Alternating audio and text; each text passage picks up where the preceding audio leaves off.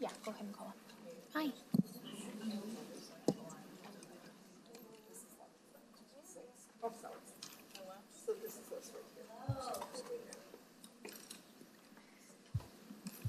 Hello and welcome this evening. Does this mean we're started, Julie? Welcome to the Bernalillo County Commission meeting, October 11th, 2022. This is our hybrid administrative meeting of the Bernalillo County of Commissions. I call to order. Hey. Vice Chair Benson is appearing virtually via Zoom. Hey, can you hear me? We can hear you now, Commissioner Benson. Great, thank you. Awesome. So we will have a silent invocation and pledge allegiance. We'll have a moment of silence followed by the Pledge of Allegiance led by myself. And I just want to take this moment to say we have a fentanyl summit coming up this week on Thursday, and part of that is to really honor those lives lost to addiction and the disease of addiction. So I ask everybody to hold that in their thoughts.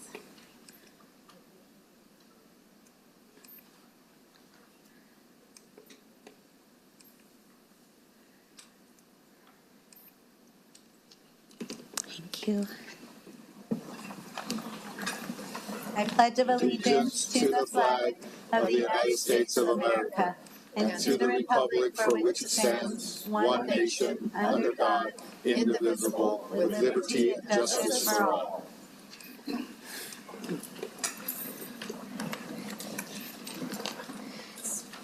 Thank you again for joining us. We are on to item number 3, Madam County Manager. Are there any changes or additions to the agenda? Good evening, Madam Chair, Mr. Vice Chair, Commissioners, and everyone. We have no changes or additions this evening. Thank you. Thank you, County Manager. And we do have a set of proclamations. The first by Vice Chair Benson, National Cybersecurity Awareness Month. Go ahead, Vice Chair. Thank you, Madam Chair. The Bernalillo County Board of Commissioners, sponsored by Commissioners Adrian Barboa, Walt Benson, Debbie O'Malley, Stephen Michael Quezada, and Charlene Piscotti. Whereas in today's hybrid work environment, your users are more susceptible than ever to attacks like phishing and social engineering. And whereas cyber criminals know this and are constantly changing tactics to exploit new vulnerabilities. And whereas Bernalillo County was the victim of a crime on January 5th, 2022, when cyber criminals attacked the county with ransomware. And whereas the average cost of a data breach is $4.24 million, and 95% of cybersecurity breaches are due to human error. And whereas Bernalillo County employees identify and report phishing attempts intended to defraud taxpayer dollars on a daily basis, and whereas Bernalillo County vigilantly protects information systems and networks on a daily basis, blocking malicious email, network traffic, and websites containing exploits, and informing users of risk. And whereas the Governor, Michelle Lujan Grisham, has established a cybersecurity planning committee to identify, deter, and protect the people of our state from these threats. And whereas the U.S. President, the U.S. Department of Homeland Security, the Multi-State Information Sharing and Analysis Center, and the National Cybersecurity Alliance have declared October as National Cybersecurity Awareness Month. And whereas all Bernalillo County residents are encouraged, do your part, #be cybersmart. Now therefore be it resolved that the Bernalillo County Board of Commissioners does hereby proclaim October 2022 as National Cybersecurity Awareness Month, done this 11th day of October 2022 in Bernalillo County, State of New Mexico, signed by the Board of Commissioners. Thank you. Thank you, Vice Chair Benson. We now have another National Healthcare Security and Safety Week sponsored by Vice Chair Benson. Just a couple of comments. Thank you again, Madam Chair. Yeah. Bernalillo County Board of Commissioners, sponsored by Commissioners Barboa, Mr. Vice Benson, Chair, O'Malley. my apologies to interrupt. For the last proclamation, we have our Chief Information Officer, Mr. Robert Benavides, at the podium, just to say a few words. Oh, of course. Thank you, Mr. Benavides. Sorry, Please go he ahead. can't see, so That's right. no problem at all. Thank you. Welcome. Madam Chair, Vice Chair Benson, Commissioners, Robert Benavides, Chief Information Officer. I just had a couple of comments I wanted to share. So this is the 16th year that the federal government has declared October Cybersecurity Awareness Month. And this month, this year, the theme is See Yourself in Cyber. And really the point of that is cyber can seem like a really big, complicated topic, but in reality, it's just about people. It's about you and it's about me. And there's 4 things that they're asking us to consider doing this month. First of all is if you haven't enabled multi-factor authentication on your, especially your financial accounts. Can you hear me better there? Oh. Might have turned off the light went off. There, it's on again. All right, we're good. So the first thing each of us could do is enable multi-factor authentication on our accounts, especially our financial accounts. That's your best defense against attack. Second thing is think before you click. So any link, not only an email message, but a text message is common these days to receive a text message with a link or attachments. Think before you click on or open those. Update any security software on your phones especially. The time when you receive that notification that the software needs to be updated to when you actually update it, you're vulnerable. And so we really want to make sure that those windows are closed down as tight as possible. And last and perhaps most important is use strong passwords. Long, unique, random if possible passwords are also one of our best defenses. When we were attacked in January of this year, passwords were one of our weak points that they exploited one of our employees with. So it's one of our best defenses, something simple as a long password. Thank you for your continued support and for keeping Bernalillo County safe and secure. Thank you. Yes, so now I will go, sorry, and thank you, Commissioner Piscotti, to the next proclamation, but also Felix, I believe, is in. Thank you. National Health, Security, and Safety Week.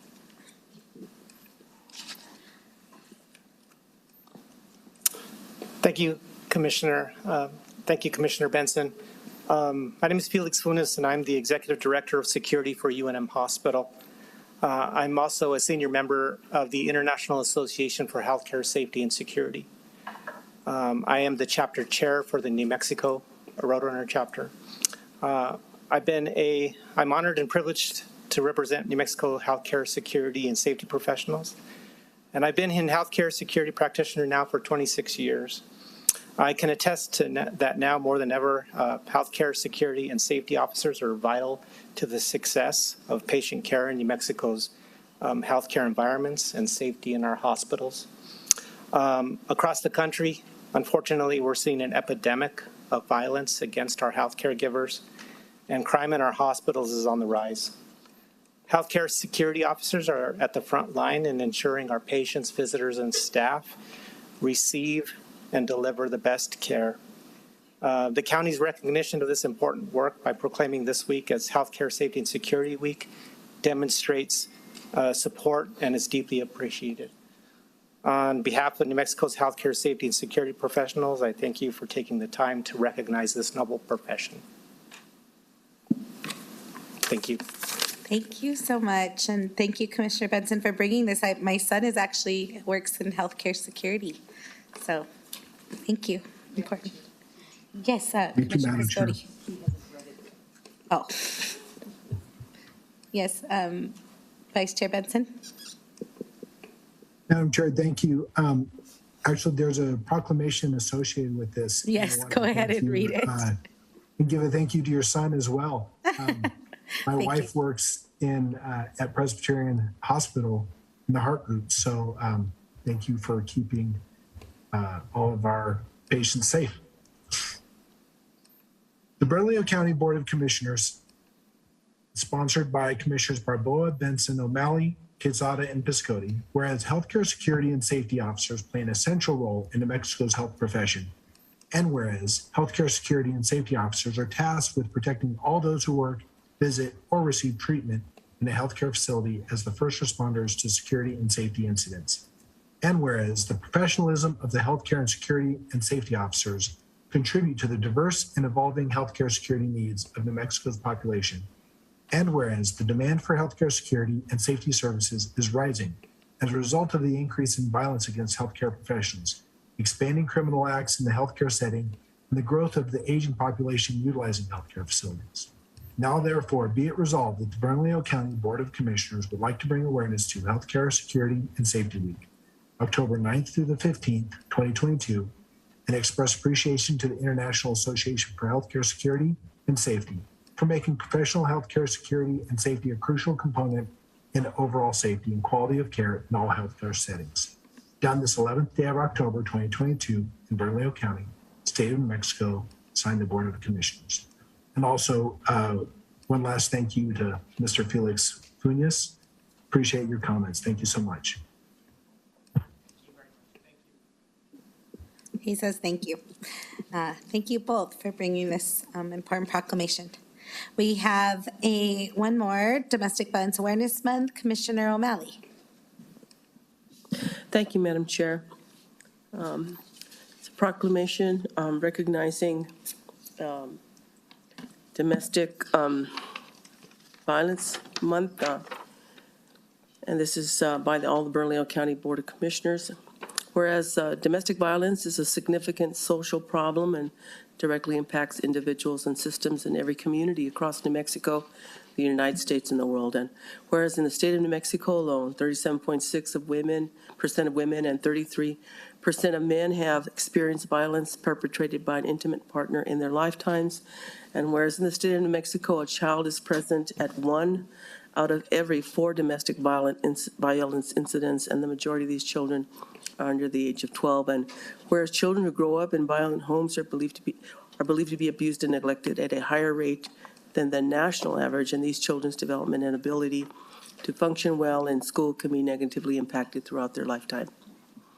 And whereas household pets are more likely to experience neglect and abuse in homes where domestic violence is present, and as many as 48% of domestic violence survivors will delay leaving their abusive partners out of concern for their pets' welfare. And whereas domestic violence service providers play a critical role in mitigating both the short and long-term impact of trauma while building resilience in families, and whereas New Mexico has prioritized a focus to develop, train, coordinate, and oversee coordinated community response teams within the New Mexico Coalition Against Domestic Violence to assist in developing and enhancing a coordinated community response to bring together efforts to promote safety for victims and to hold offenders accountable.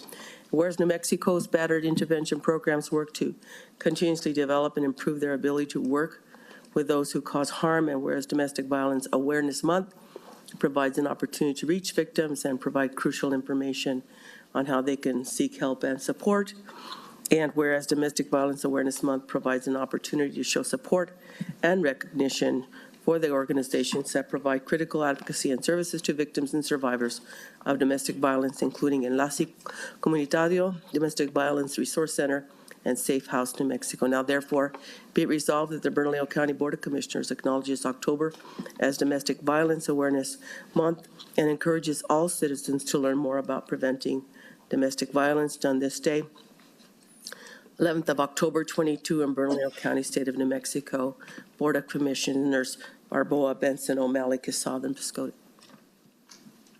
And we have Julianne. I think there's some folks who want to. They're on screen. Look at the wonderful folks. Hello, Yay. everyone. I don't know if we could hear you, but welcome. Hi, can you hear us okay? Yes, we can hear you. Great. Well, thank you so much. We're very excited to be accepting this proclamation on behalf of our Bernalillo County programs. We're sorry we couldn't be there in person, but thank you for allowing us to attend virtually and for honoring us for Domestic Violence Awareness Month. Thank you for your service.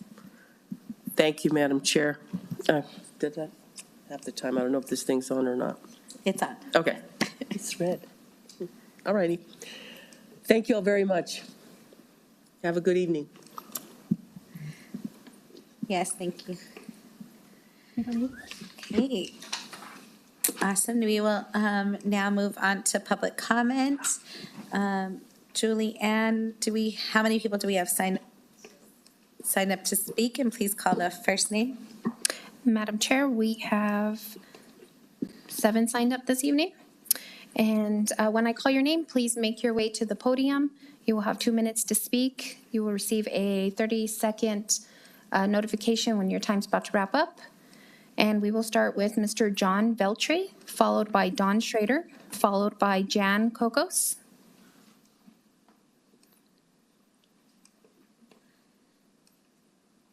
I'm used to following Don. It surprised me. You beat him to it this time.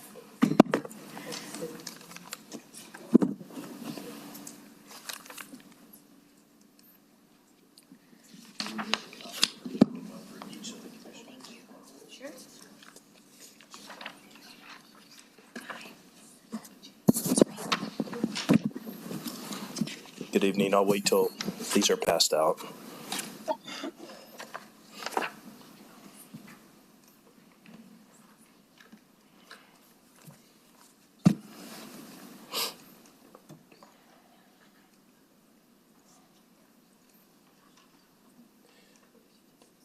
Thank you.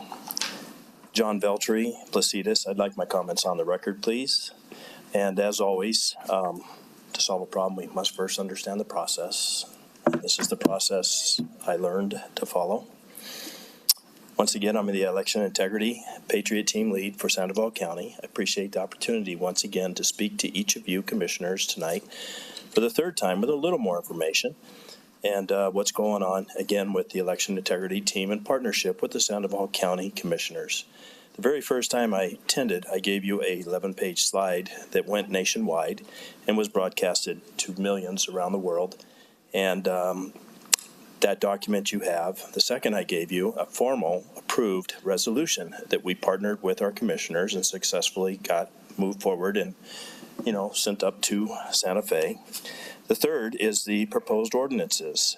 And like I mentioned in the last meeting, you all are home rule, which is kind of cool. We are not. So a lot of these things that I've done in Sandoval County, we could not move as swiftly as you all can.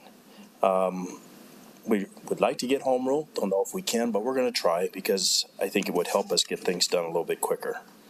Anyway, the three ordinances you received is 100% photo ID being required, 100% removal of all drop boxes, 100% of all electronic tabulators to be removed.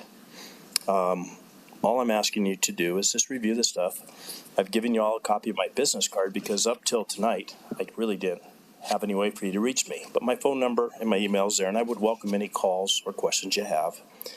And I'm available 7 days a week. So anyway, my hope is that each of you will review this information, if possible, make part of or all of this law, because you have the ability to do that. And I'll just thank you once again with our mission. Together, we can and will make a difference. Have a good evening. Thank you. Thank you, John. Don Schrader, followed by Jan Kokos, followed by Ramona Goolsby.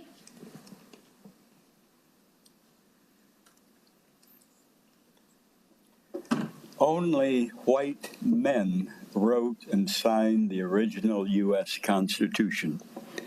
Most of them were rich. Some of them bought, sold, and owned enslaved black people. No women, no blacks, no poor people wrote and signed the original U.S. Constitution. No Latinos, no Jews, no Muslims, no Native Americans, no Asian Americans, no people openly gay or bisexual wrote and signed the original U.S. Constitution. It said nothing to stop the buying, selling, and owning of enslaved black people. Nothing to make sure women, people of color, poor people had the right to vote. Nothing to stop the U.S. mass murder of Native people and the stealing of their homelands. Nothing to protect our Mother Earth. The original U.S. Constitution was written by and for rich white men. U.S. white male supremacy did not begin with the Ku Klux Klan or Trump. The roots of this government were white male supremacy, slavery, greed, and war. Did my high school history teachers know these facts? Were my teachers afraid if they told us the truth? Some parents might raise hell and get them fired. I strongly recommend the book People's History of the United States by Howard Zinn and the book An Indigenous People's History of the United States by Roxanne Dunbar Ortiz.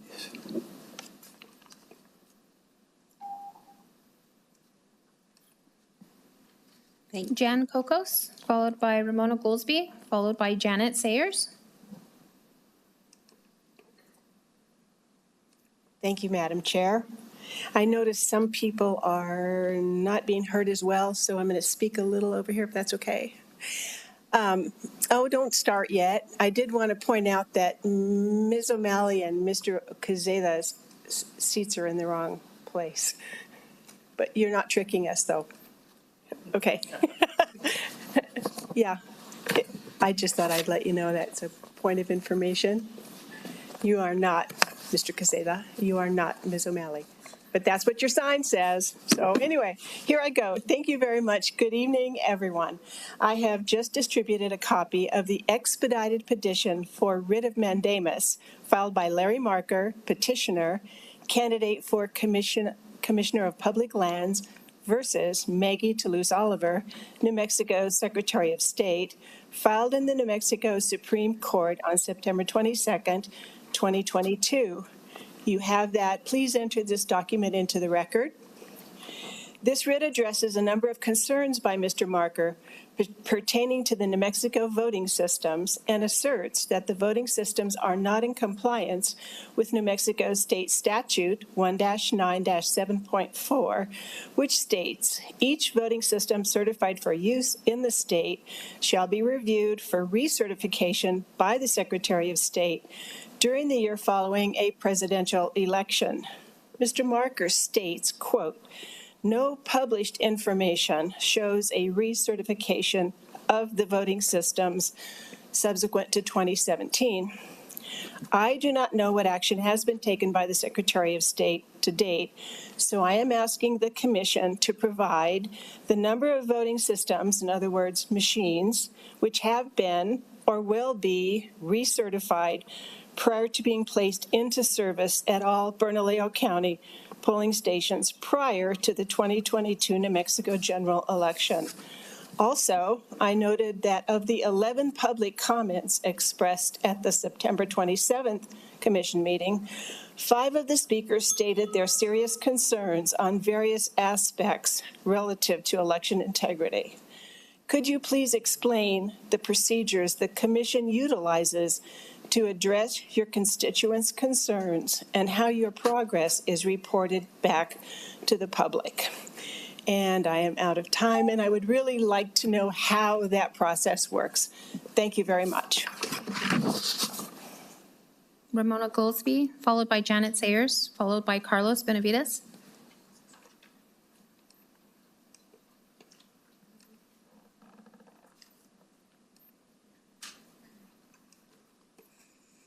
Madam Chair, Commissioner, my name is Ramona Goolsby. I'm from Sandoval County, and I appreciate you taking the time to listen to us. I have brought some information for you. There is a forum that's going to be hosted in Albuquerque. It's quite exciting that we have some national people coming here to talk about election integrity. One of the things that's been very exciting for me is that we have a group of people that have been meeting in Albuquerque to do research at the libraries. And we have come up with a lot of information about elections and election systems around the state. We've talked to and been able to IPRA information from all kinds of counties and put it together and try to make the system within New Mexico one of the best systems in the world. Of course, we all fall short. But I want you to know that there are grassroots people that really are trying and looking into all of the avenues that we can help make our elections secure and safe, and to make sure that the people of New Mexico feel confident when they go to the polls. I hope you take the time to look at the flyer. Like I said, there are several people from out of state, which is very nice. And I think if you're interested in learning more about even opposite views, which if you're a well-rounded research person, that's what you do, take the time to go and listen. Thank you, and have a blessed evening.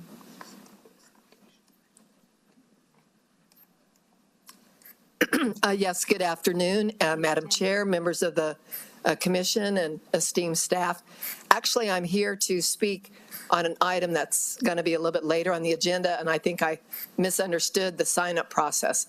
But I would like to say this is my first time to be in this chamber, and it's a very impressive environment of the seating, the lighting, everything.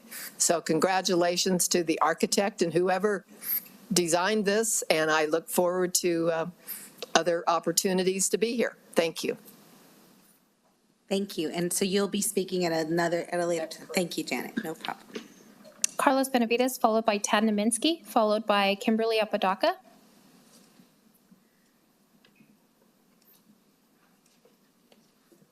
Hello, everybody. I just want to speak about a protocol that has been developed for me to restrict my rights to come into the Bernalillo County building to enjoy the building itself. This has been a protocol that was developed by the Special Assistant Attorney, John Grubasek, for a unsubstantiated claim of harassment against me.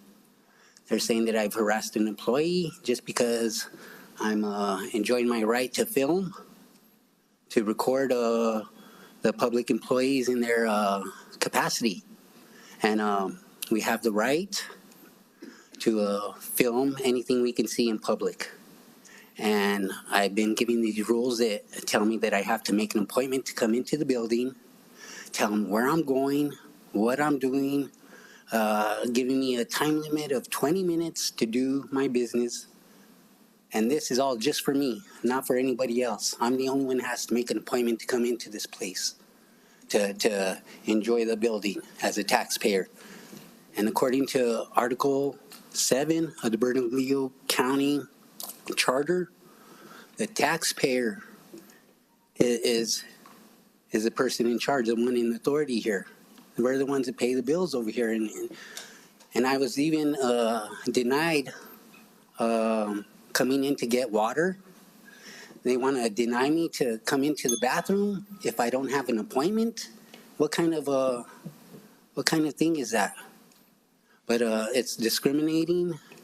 I've got some videotape of me being battered by an employee, and I want to show that to anybody who's interested, to show what this county is doing to restrict my rights. Thank you. Tad Naminsky, followed by Kimberly Apodaca.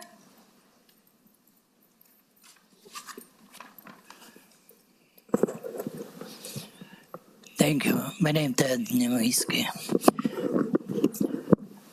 Well, it's just two issues I want to address. One, homelessness in my neighborhood, where homeless people walking Wisconsin, from central Wisconsin to Lomas. You can go through to the Lomas, Wisconsin, and in the alley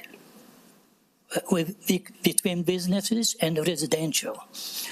There at the alley, if you look at from the street crossing, trash all over.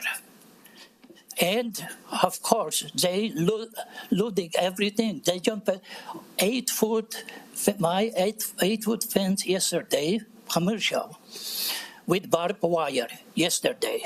You can leave it anything visible. Now, real estate. Yes, real estate is a big business. Yes,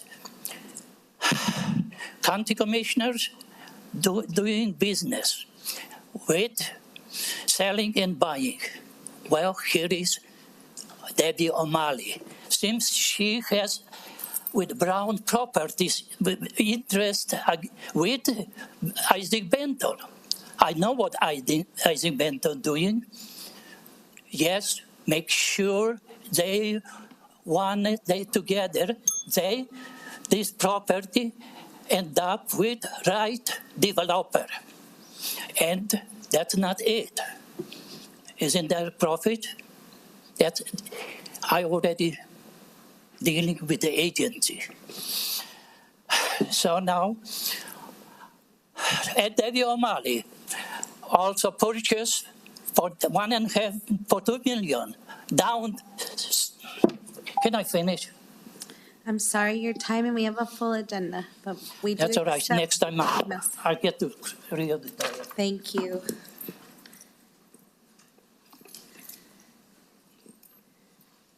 Kimberly Apodaca. Good evening, Commissioners. My name is Kimberly Apodaca, and I am a native of New Mexico. A single parent, a small business owner in the Nob Hill community, 4 years actively participating in the community, supporting other women-owned businesses with a monthly market at Sister in the downtown area. I am also a concerned parent of a 19-year-old son, Josiah Apodaca, who recently turned himself in back in August for a crime he did not commit, amidst speculation per the Albuquerque Journal. I have a number of issues written down in a journal regarding the treatment he has received from MDC officers.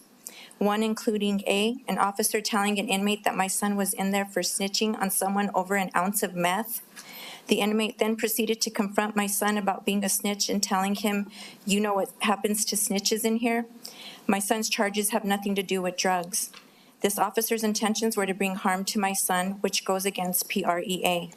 B, they took my son's underwear and socks away the first night he got there and gave him no blanket. When I asked a family friend who is employed with MDC if that was protocol, they said no. C, my son respectfully asked officers, "Why do you hate me so much?" They proceeded to say, "Because you're white." My son is of Hispanic descent, given his last name. D, the STIU gang unit in MDC interrogated my son about being in a gang, which he's not, and told him he belonged to San Jose. My son proceeded to say he didn't belong to that area, nor has ever lived there. They told him they were going to tell the older guys from that gang that he, Josiah, was starting a Crip gang named San Jose Crips, and that they would beat his ass, again, putting my son in harm's way. Whether a human being in the custody of MDC for a crime they committed or didn't commit, they are undeserving of such treatment. This again goes against policy. MDC is known for their abuse and has had several lawsuits in just the past couple of years. My son is currently amongst hundreds of inmates who are wrongfully treated. I am in a state of dismay and discomposure, knowing my child has deliberately been targeted. I'm writing you this letter today in hopes that you or someone in office could address this issue and make the MDC community aware of their crimes they too are committing. Thank you. Thank you. And Madam Chair, that concludes general public comment. Thank you. We will move to approval of the minutes. I move to approve the September 27th, 2022 administrative meeting minutes. Can I please have a second? Thank you, Commissioner Piscotti. Madam Clerk, please call the roll. Commissioner O'Malley? Yes. Commissioner Quesada? Yes. Commissioner Piscotti? Aye. Vice Chair Benson? Aye. Madam Chair Barboa? Aye, thank you.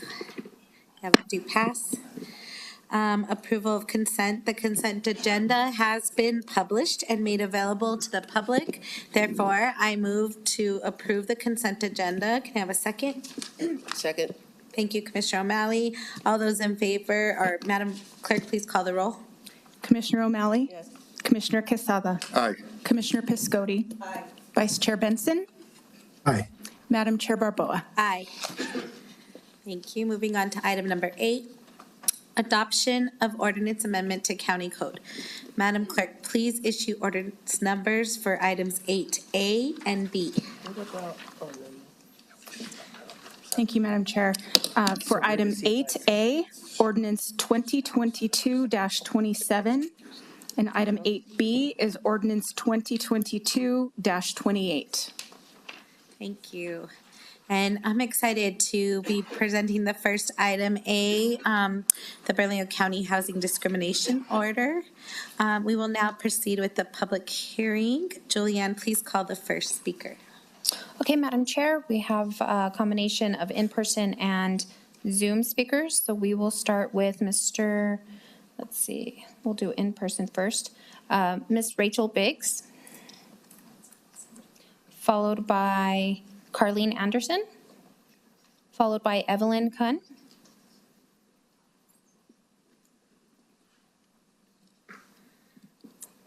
Good evening, Madam Chair and County Commissioners. Thank you for your time tonight. My name is Rachel Biggs. I'm with Albuquerque Healthcare for the Homeless. Ending discrimination against prospective tenants based on their source of income will allow Bernalillo County to leverage essential federal dollars more effectively. In 2020, federal rental assistance programs provided New Mexico with approximately $170 million. These funds help landlords pay property taxes, make updates to their units, and improve the quality of our housing stock throughout the county. Additionally, we have data that show the positive impact of this legislation. A 2011 study concluded that source of income protections increase voucher utilization rates. This type of legislation dates back to the 1970s. About 115 localities across the country have this legislation in place, and 19 states currently have this legislation. And finally, an Urban Institute study found that tenants with vouchers owed less back rent during the pandemic, showing that vouchers have helped landlords and tenants weather the pandemic's financial effects. And to put in perspective the folks that we're helping with this legislation, people that hold vouchers in the county, about 51% are elderly, 26% are elderly, 51% are disabled. It serves about over 3,000 children under the age of 18 and over 300 veterans. Thank you for your time. Thank you, Rachel Biggs. Carlene Anderson, followed by Evelyn Kuhn. Okay, we'll move to Zoom participants, starting. I think she's getting up now. Oh.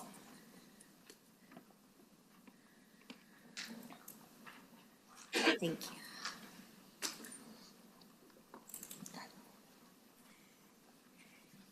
Thank you, Madam Chair, and Mr. Vice Chair and members of the board. I'm speaking as a recipient of a voucher to lift me out of homelessness, and I'm speaking in support of the Anti-Discrimination Ordinance on housing. I just wanted to say how very valuable vouchers are, and getting people off the street, establishing security, helping us out of our misery of homelessness and into a productive life. And I wanted to encourage you to pass this ordinance for the county of Bernalillo. And I just want to say how important it is when you're looking for an apartment not to have somebody perceive that because you have a voucher, you're less than qualified as a tenant. I personally have come across that. And so I just want to say how very much this ordinance would mean for me and others like me. One other thing about vouchers that I don't think all landlords are aware of is that when a person comes with a voucher, they come with support services.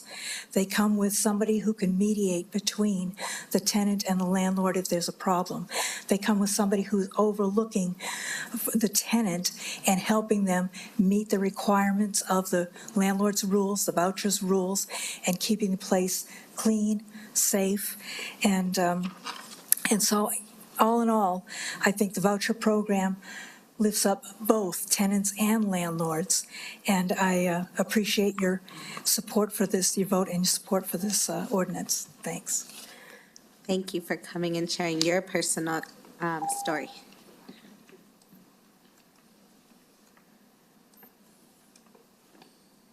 Okay, we'll proceed with Zoom participants. Mr. Michael Barndollar. Good evening, Madam Chair, Mr. Vice Chair, Commissioners. I regret that I can't be with you in person tonight. but I wanted to join you virtually so that I can support the housing discrimination ordinance, especially the discrimination that is due to sources of income, as one of the former speakers has already alluded to. Unfortunately, the timing didn't work for us at the Behavioral Health Initiative Housing Subcommittee to meet and review this ordinance before coming before you. However, as a subcommittee chair, and given my almost 4 years of working with my colleagues on the committee, I have no reservations in stating that had the ordinance come before us, it would have had the committee's total support.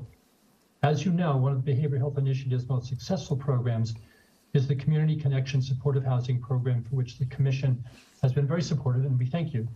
Housing Department Director Valdez and her staff faced many hurdles in finding, securing, and keeping housing for the people the program serves, the many hundreds and thousands of people that really benefit from this program. Passing the housing discrimination ordinance removes several of the barriers and is very, very much needed in our community. And I know to some degree it parallels the human rights ordinance against housing discrimination that the city recently passed this year. So thank you, and I look forward to seeing you again in the future. Thanks for your support. Thank you, Michael Barndollar. Okay, let's go to Matt Marachi, followed by Carleen Anderson.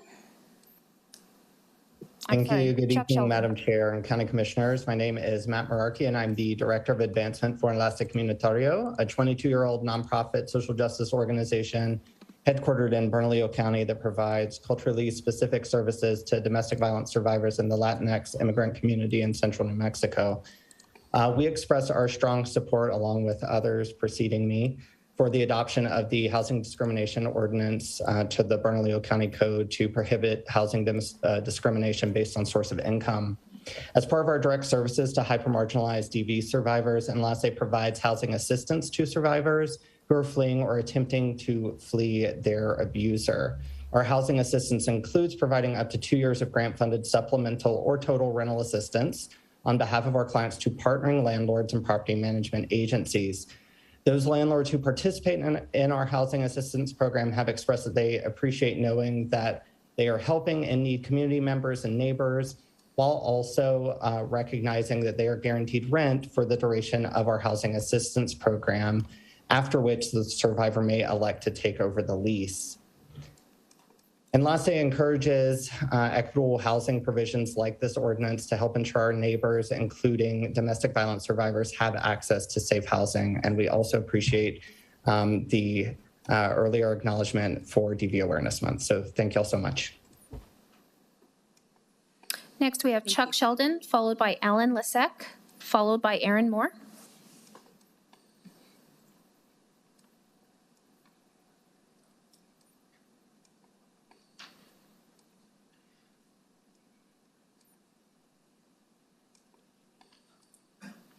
Alan Lisek, if you can hear us, or Chuck Sheldon, if you can hear us. Aaron Moore. I'm here. Madam Chair and Commissioners, my name is Alan Lisek, and I'm the Executive Director of the Apartment Association in New Mexico. Locally, we represent about 40,000 rental units here. First, I'd like to say that, we are in full support of all voucher programs and the participants in the programs. My comments are directly associated with the policy here. And I want to thank the commissioners and thank Mr. Martinez, who spoke with us about this ordinance. And as you all saw, we did propose about 6 amendments that would have cleared up much of the gray area in this ordinance. Unfortunately, they were not adopted. We believe there are many unintended consequences with this ordinance. So far, the City of Albuquerque attorneys have not been able to answer a single specific question regarding this ordinance. Every answer has been a case-by-case decision, or, it just depends. And that makes it impossible for an owner to create policy that not only protects themselves, but as well as the resident.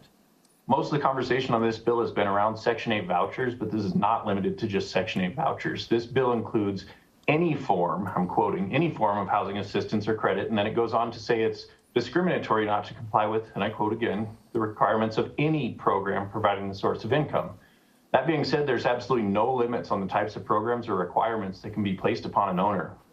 We have many programs here in Albuquerque that specialize in housing homeless or people living with mental illness or recovering substance abusers, and they do a great job. But the way that this bill is written, that can be placed on all owners. The list is truly endless. Owners are not able to operate under these sort of circumstances, and especially small owners. I also want to point out that at the City of Albuquerque Council meeting, not a single housing provider spoke in support of this ordinance. In fact, the 3 largest affordable housing providers who all take vouchers all spoke against it. Another thing to note is that we're creating a new law that is not in state or federal law. And in this ordinance, there's no mechanism to inform or educate the public. So I would really encourage the county to put money towards education and partnerships and streamlining the voucher process without creating administrative and regulatory burdens. Thank you very much. Chuck Sheldon, followed by Aaron Moore, followed by Mark Milaccio.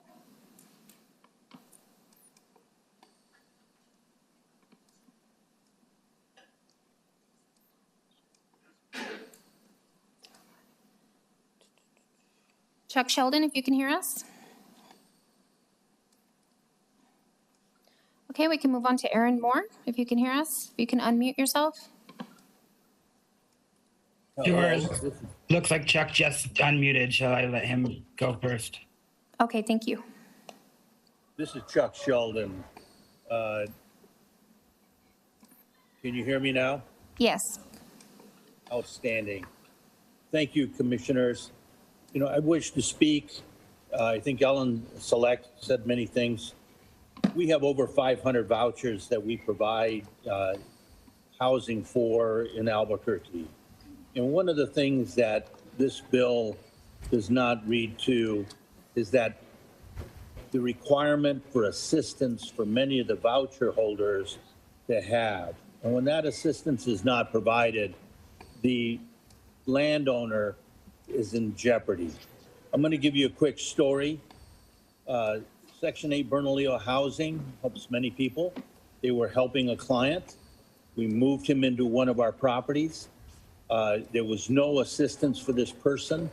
He died of overdrugs, of OD. The people that came in with him took his body out and took over his apartment. We were working with Judge Jaramillo, as well as working with law and poverty attorneys. No assistance is a failure. And if we're putting people in jeopardy of managing property with people with very, very delicate folks, then we're going to fail them and fail the system. I'm saying this bill is well intended and needs to have more thought about how the assistance is provided and the backup support is provided. So we have a bill that will help people. I'm in favor of vouchers. We have many that we help people with and support that wholeheartedly. But we need more assistance and backup to make these work. At this time, this bill is not ready to go out to all the owners that are going to be forced to take it on. I hope I made my point, because failure is a failure for the entire system. Aaron Moore. Thank you, Madam Chair and Commissioners. My name is Aaron Moore. I live in Cedar Crest, so I'm a citizen of the Bernalillo County here. I'm also I'm the business coordinator for the Albuquerque Affordable Housing Coalition, and I'm here to speak in support of the source of income discrimination ordinance that you have in front of you tonight. I think it's great. It's a really good policy. It's important. I think that all it really does is say you are allowed to pay for rent with the legal funds you have. And supporting and acknowledging that in a positive manner seems both logical and right. A lot of times people who have vouchers are often discriminated against for all sorts of different things, but very rarely is it actually the funds that are used to pay for the rental services that they're providing. It's all these things connected to that are often what is actually being discriminated against, not the funds. So I think we need to support the ability to pay with legal funds that people have access to. Thank you. And finally, Mr. Mark Miglaccio. Good evening. My name is Mark Milaccio. I want to make a public comment regarding the housing discrimination ordinance before you this evening. I was born, raised here in Albuquerque, graduated from Manzano High School. I'm a small business owner, as well as a landlord. Me and my wife, we own and manage 52 units, and we've done this for over 22 years. I do rent out to individuals who have housing vouchers, and I also rent to those who do not qualify for the vouchers. Please do not vote for this ordinance. It's unnecessary government regulation on all of us landlords. If a landlord who is hesitant to rent out to people with vouchers, there's probably legitimate reasons for this. That's landlords. We take all the risk of the investment that others do not. If a unit is damaged by the tenant, those expenses are only covered by the owner. They can be quite significant, and I know this firsthand. Plus, I have no recourse and have never collected any judgments from housing voucher tenants. Most who are judgment proof. Please do not treat landlords as if we're the problem. We're trying to be part of the solution. Help us with incentives. Don't force us to actually take vouchers. Give us an incentive to take vouchers. Let us partner together to create more affordable housing. Thank you very much. Madam Chair, that concludes the public hearing for this item. Thank you. Thank you for everybody who offered public comment. I am sponsoring this source of income housing discrimination ordinance. And I want to say that first, thank you to all the landlords that are fair players and make this work happen. I'd like to share that as a single mom, I was on housing vouchers when I was younger, when my kids were children, and we needed that voucher. And I think being able to come into a space and get the fair chance to be able to be seen for who you are and have that opportunity for housing is so important. We've heard from many that there are landlords that are literally putting on their flyers and on their websites that they do not outrightly accept housing vouchers, and that is a discrimination, and it hurts people, it hurts our community, it hurts families like mine. So I'm proud to sponsor this. Thankful to Albuquerque Healthcare for the Homeless, who's been working on this and passed it at the city, and I'd like to ask for a motion to approve. Yes, time for questions. Commissioner O'Malley. Thank you. Question, so someone does get a voucher, for how long do they get a voucher?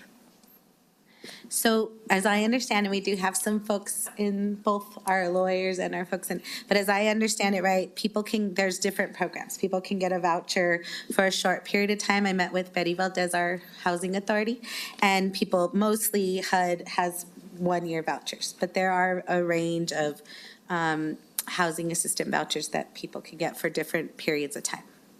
So typically, if your department asks typically for a year lease, so if that's not the case where someone has a voucher for that long, I guess that could be a problem. How do we deal with that? Yeah, I think, here comes Betty to support. Thank you as well. And please correct anything I say. Please come to the podium, Betty, because I don't want to, it's likely that I will mix up.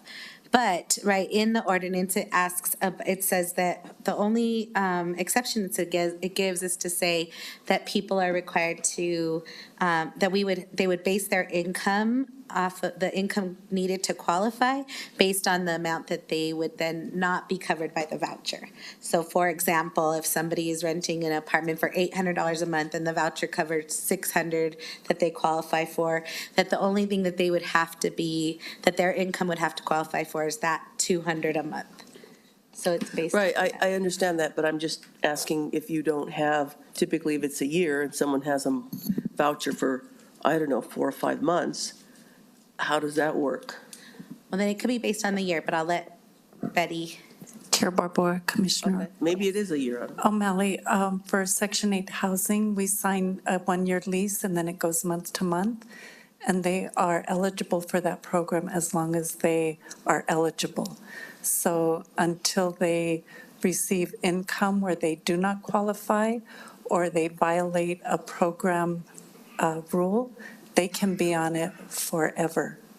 And it's actually, Betty, can you remind us, or see if I'm right, that you're the one who actually verifies on either that annual or month-to-month basis? It's not the property owner. Your department is doing the work to verify that eligibility. Chair Barbour, you are correct. We verify the program participants' eligibility for income, and then we send them out with that voucher eligibility to look for a unit.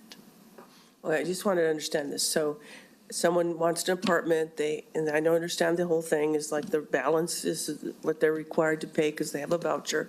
So let's say it's for a year, they get a lease for a year. And so in other words, the landlord is guaranteed, that the portion of that's going to get paid for a year. And then you're saying after that, it's month to month? For the Housing Authority, Chair Barbour, Commissioner O'Malley, correct. HUD requires per regulation a one-year lease. After that one-year lease, they can go month to month unless the landlord requires another lease. The Housing Authority does not require a new lease unless that landlord requires it. Okay, I just wanted to, is there,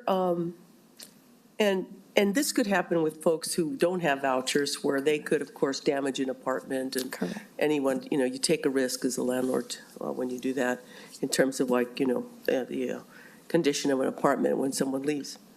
Now, this particular ordinance just says the voucher is considered income, and as long as the lease is in place or, for a year, whatever, and then that can be, that's part of the income. That's really all this ordinance says then? That's kind of it? Chair Barbour, Commissioner O'Malley, that is my understanding, yes. Okay, I just want to make sure. And then I know at one point we were looking, and maybe this isn't covered under this ordinance, but someone had brought up some incentives, which I know that we've been talking about that in terms of what kind of costs associated with. And that's not necessarily fair to say that people with vouchers are going to damage an apartment. You take a chance with anyone who's going to do an apartment. But I think that certainly has come up, and by folks who feel like, well, if I do that, then, the chances are that, so what is your response to that when people say those things? Chair Barbour, Commissioner O'Malley, you're right, and I don't want to tell people how to do business, but that's the risk of doing business. And we do have excellent tenants and program participants, so there is a risk of doing business, and that is a part of doing business, is that risk of a damaged unit. Right. Thank you, Madam Chair. Yes, Commissioner Quesada. Thank you, Madam Chair. I leased apartments for probably 2 years in my life. Some of the people that were on Section 8, probably about 20% of them left the apartment in shambles. And, probably the same amount of people who weren't even on Section 8 destroyed the apartments. It's probably equal across the board there, are people who are doing it. But with that being said, I think that if we are going to put policy forward and really, help people, I think that we have to look at how do we help both. Right? How do we come to the middle and figure out how to benefit people who have properties, who are willing to put people in with vouchers, because it's going to be a tough argument because both people will destroy apartments. But if we are going to put policy, if we as government are going to put policy, then we should put our money where our mouth is, right? So if we're going to put things in place, then I think we should stand strong with what we're putting in place, and we should be able to do something for people who do that, so we can minimize some of the cost if something is damaged. So I would like to look at that, as we move forward to say to landowners and landlords that, we understand your problem, we understand your plight, and we want to be part of the solution, not just giving you more problems. Because we can't just make decisions based on a small percentage of some people are going to do it. I knew for a fact that a lot of people on Section 8 were great tenants. They took care of their apartment. They took pride in having some place to live, because they probably came from somewhere on the streets and didn't have that kind of opportunity. And they take pride in it. Not everybody does the opposite or does what we're saying here. We're predicting a problem that we don't know, but we're not celebrating the people who actually will participate in this in a legitimate and very positive way. But there should be something in place for somebody, for those landlords. And I know that I talked in length with Commissioner Benson, and he understands, like we all do, what it comes from not having nothing and not having an opportunity to live somewhere. But we also have to represent both sides of that issue. And I don't know if Commissioner Benson wants to chime in on that, but it was something that we had discussed when we were looking at this and trying to be fair to both parties. So Chair Barboa, Commissioner Quesada, we also look at that because we do value the partnership of our landlord and how we incentivize that partnership. That is an important part of the equation here. They are very important to that. I've talked to the manager. She has talked to me about that. How do we achieve that with the limited federal funding? And, how do we stretch that and make that work? I know Marcos has talked to me about that, and he can expand on what I think he's trying to do. But I agree with you. That is an important part of making this a success. So, Marcos, I'll let you expand on what you... Sure. And if you don't mind, I'm like Commissioner Vice Chair Benson go first, and then I think you can address it. Go ahead, Vice Chair Benson. Thank you, Madam Chair. And thank you, Commissioner Quesada. Thank you also to all the folks giving public comment. I think what really stood out is that it sounds like everybody's in favor of housing vouchers.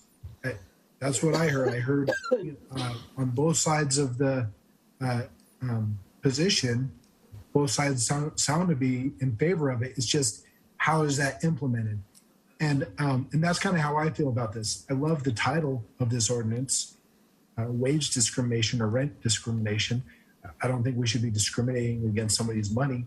But talking to all the landlords that I've spoken with, none of them discriminate against the money. If they can spend it, it's money, and they're investors in their properties. So then the more I dug, it was more issues associated with it. And I heard success stories from landlords about how Section 8 renters have been great and how they've been nightmares. And I heard the same things from landlords about non-voucher tenants. So yeah, there's definitely risk. But here's the thing. For us to tell them how they should manage their risk in their investment, I think it's short-sighted. What I don't like is the language of this bill, this ordinance. It paints out a very divisive relationship between landlords and tenants, in that landlords are being discriminatory against vouchers. And so we've got to force them to not do it. And I don't think that's what's going on. I really don't. And I think if they are discriminating based on vouchers, it's based on experience with vouchers and the voucher system, not necessarily on the people themselves. So I think you can get more done with a carrot versus a stick. So I'm always a favor of incentivizing people. One of the commenters had mentioned that. Why don't we partner with landlords and make this, and that's what I heard over and over again. The gentleman speaking for the organization said that they offered amendments to the ordinance, and none were accepted. And I think we can probably find middle ground where landlords aren't treated like a bad guy who are making bad decisions, and treat them as part of the community. Because here's the other thing that I'm worried about with this bill is that it will disincentivize investors coming into our community. We need more affordable housing. I think everybody agrees that. And it's a shame when you've got somebody who is homeless, who doesn't have to be because they do have a voucher. But we don't have enough houses, and so landlords can be a little pickier on who they're choosing. And someone who's got a steady job, and if they've got to make a bet on who's going to pay the full rent, not just the guaranteed portion of the voucher, but the full rent, then they've got to make an educated guess. So what I wouldn't want is somebody saying, you know what, I'd like to build some affordable housing, but I'm not going to do it in Bernalillo County because they treat landlords and landowners as bad guys. I'm going to go to Rio Rancho, or I'm going to go to Belen. And I think that's the last thing that anybody wants here. So I'd like to propose, if we can, say no to this ordinance the way it's written, and create some kind of incentive program to where landlords are rewarded for taking on a voucher when they don't necessarily have to. And there's a lot of landlords that are doing that now. So let's say, hey, good job. Let's reward that, and maybe they'll do more of it. Maybe we'll have more builders come in because there's more interest. I think that goes a lot further. It's like rent controls. They don't work. And I don't think this will work. I think this will backfire. I think it will limit the actual number that's out there for landlords that are working with vouchers. And I think it'll create the opposite effect of what is intended here. So thank you. Go ahead, Madam Chair, back to you. Thank you, Vice Chair. Commissioner Quesada. I think that also makes a point that if I was a landlord and I wanted to deny somebody with a voucher and I came up with another reason to not do that, right? Who's going to, first of all, who's going to monitor it?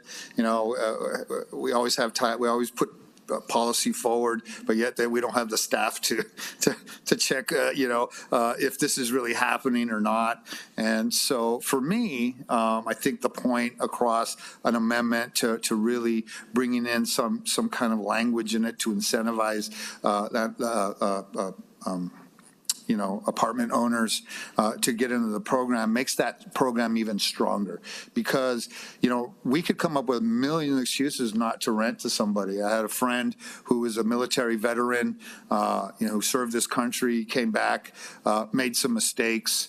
And they didn't allow him to change his life when he was ready to change his life. They based him not being able to get into an apartment because of his credit or because, or his past, which was very unfair.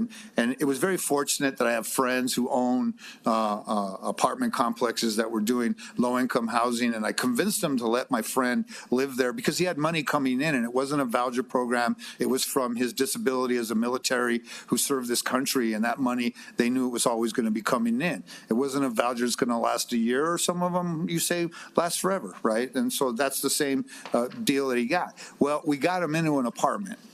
We got him in. He was using his money to rent at the crack hotels, where those were the places where he was destroying his life. And we couldn't get him out of there. But now we got him out of there. He's the best tenant that whole complex has ever had. He's so appreciative of what he had. He called me and told me, dude, I'm going to die here. This is the coolest apartment I've ever had in my life. I have a view of Albuquerque. He's made friends with his tenants. He drives them to go get groceries. He's like the best guy they have in the apartment. Takes everybody to go vote. For those of you who care about voting, he takes them to go vote, right? And he drops them off and lets them go vote. So he became one of the best tenants ever. And it was, but he had gone through discrimination, not through the voucher system, but through his credit. You know what I mean? So we're always finding excuses not to help people when we need to start finding excuses to help people. And if we have to incentivize it, then I say let's incentivize it. Let's put something in that makes landlords want to do this and not the opposite, right? Not look for excuses, because we don't know why they turned him down.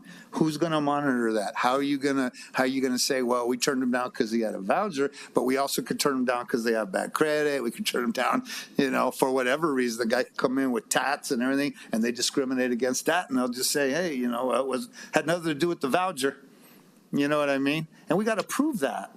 So I think for us to be better at what we're doing, to be stronger at what we put forward, we should incentivize this program. I think it would make it more an easier pill for them to swallow, and it also gives what this thing is meant to do, is to not discriminate against our people who are just looking for a way to start their life.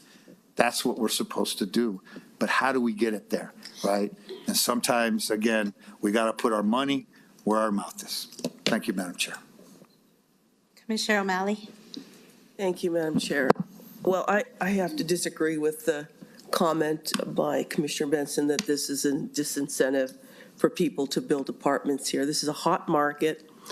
And let me tell you, I mean, if I'm surrounded by it. As a matter of fact, I am a landlord, so I know there's a huge, and I could probably, quite frankly, rent my units for a lot more, but I don't believe that's fair, and that doesn't help people. So, but one thing that this is a guaranteed income, and that's why a lot of folks do accept vouchers, because it's guaranteed for a year. They know they're going to get that money, right? And so, I just don't see it as a disincentive. If it's just this, if this is what we're talking about, is that a voucher, that money is considered part of your income, right? Which is fair, because that is part of your income. It's coming in a form of a voucher, that has to be considered as part of your income. Well, then I think that's the right thing to do. I mean, as was mentioned, it's money, and who's going to turn down money? I think that, and so that doesn't mean, right, that somebody can't turn down someone who is coming forward with, that wants to rent. Some person has the right to do that based on a lot of other different things. I mean, we don't force people to rent to people. We're saying that if someone approaches for rental, and you have to consider that income as well. And I think that's fair. So I don't think there's a disincentive. I mean, it's always, from everything from, quite frankly, from, fair wage to smoking ban to everything else, it's always, well, we're not going to have anybody wanting to come here. They're not going to build here. They're not going to invest here. And I've heard it all. And I don't think this is one of those things that's going to stop people from investing here and building here. Again, it's very competitive out there in terms of property. And people want to, they're building here because people want to be here. And people build here because it's close to jobs. When it comes to real estate, it's location, location, location. This is a good location. So I don't see that as being the problem. If it's very direct, it's saying you have to consider this as income and it's guaranteed for a year because we have lease agreements, then I think that's a whole different story. Thank you, Madam Chair. Thank you, Commissioner O'Malley. And I wanted to take a minute. I'm not sure are you here, Marcos, because there's an amendment to the motion, or? The Commissioners and Chair, Marcos Gonzalez, Economic Development Director. I just wanted to let the Commission know that similar to our conduit financing program, which does the large affordable housing, we're also looking at a model that could be for your smaller apartment owners as well.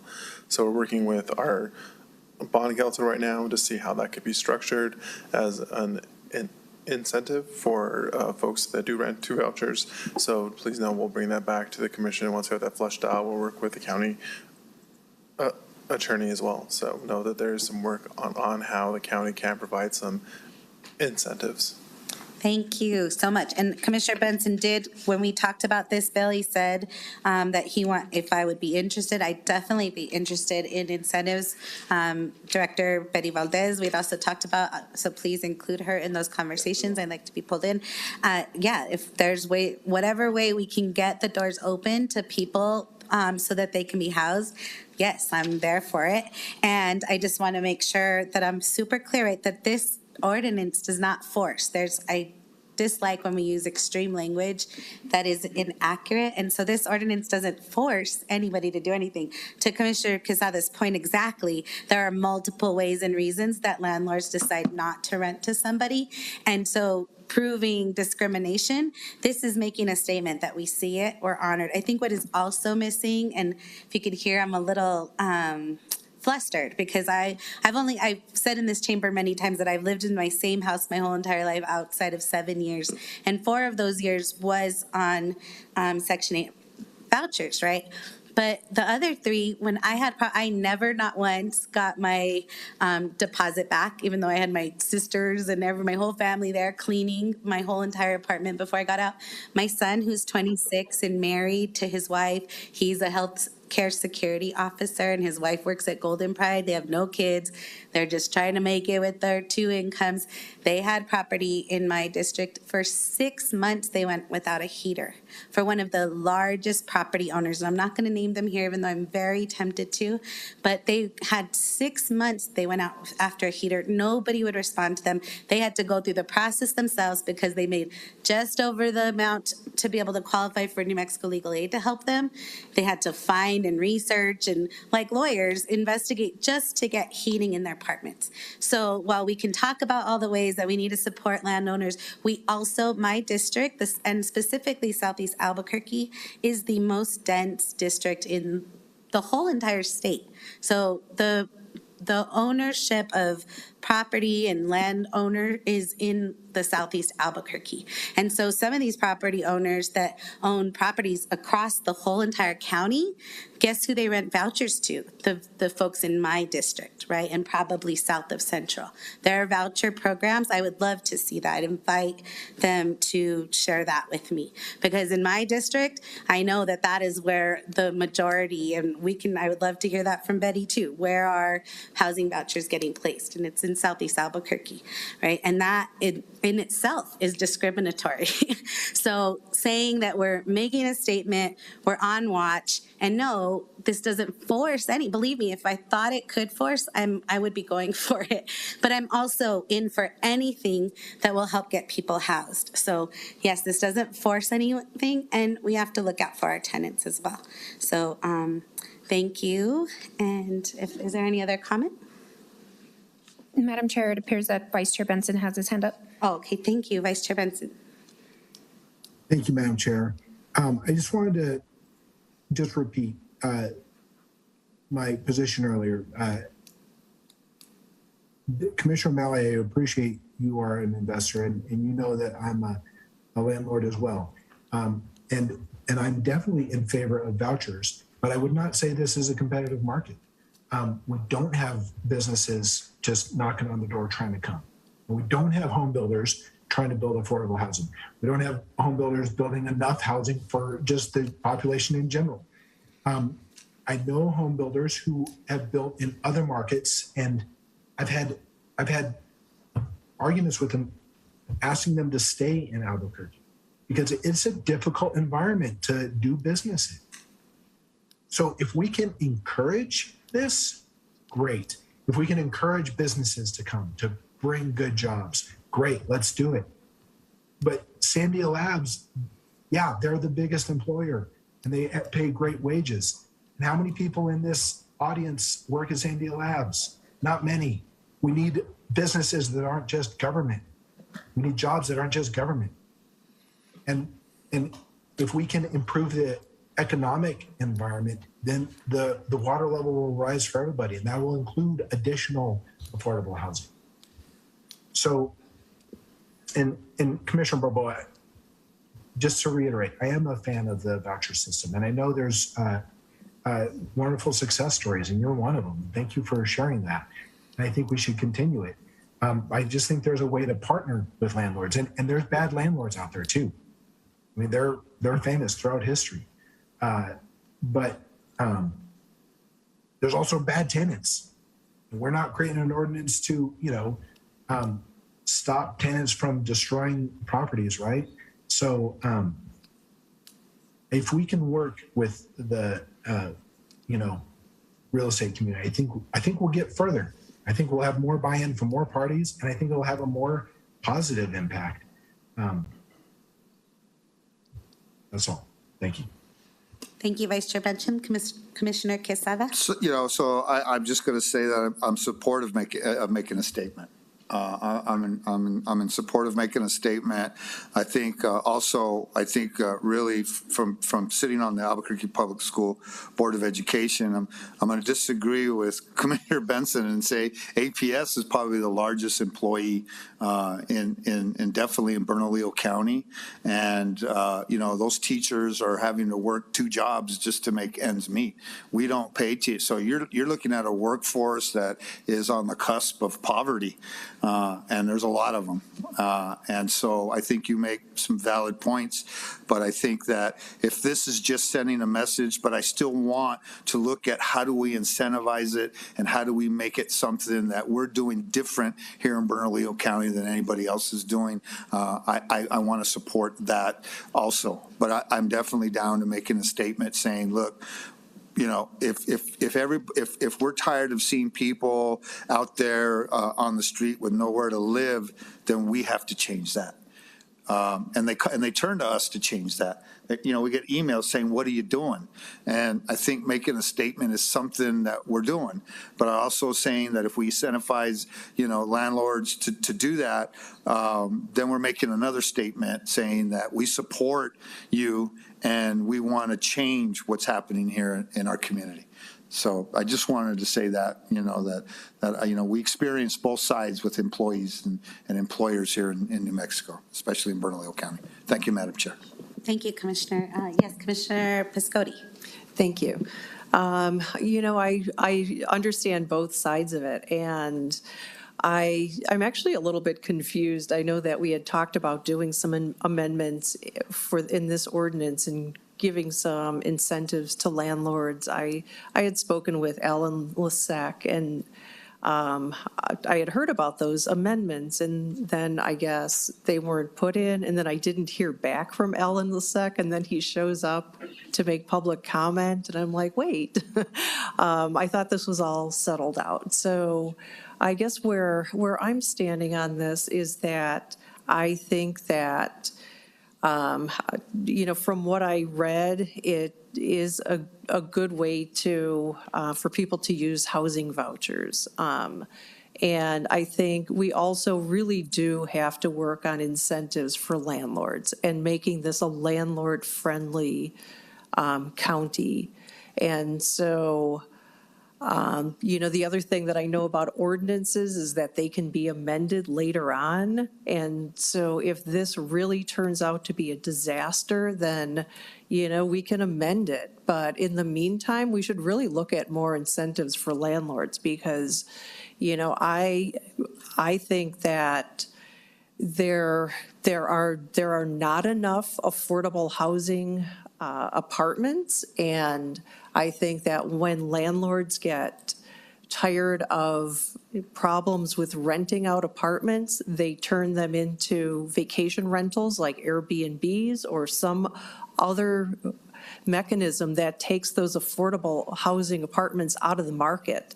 And I don't want that to happen. And so I really hope that I have the support of the commissioners and economic development, Betty Valdez, whoever, the attorneys, to come up with something that really does make this a landlord-friendly county, while also making it an affordable place where people can actually find apartments and live in them.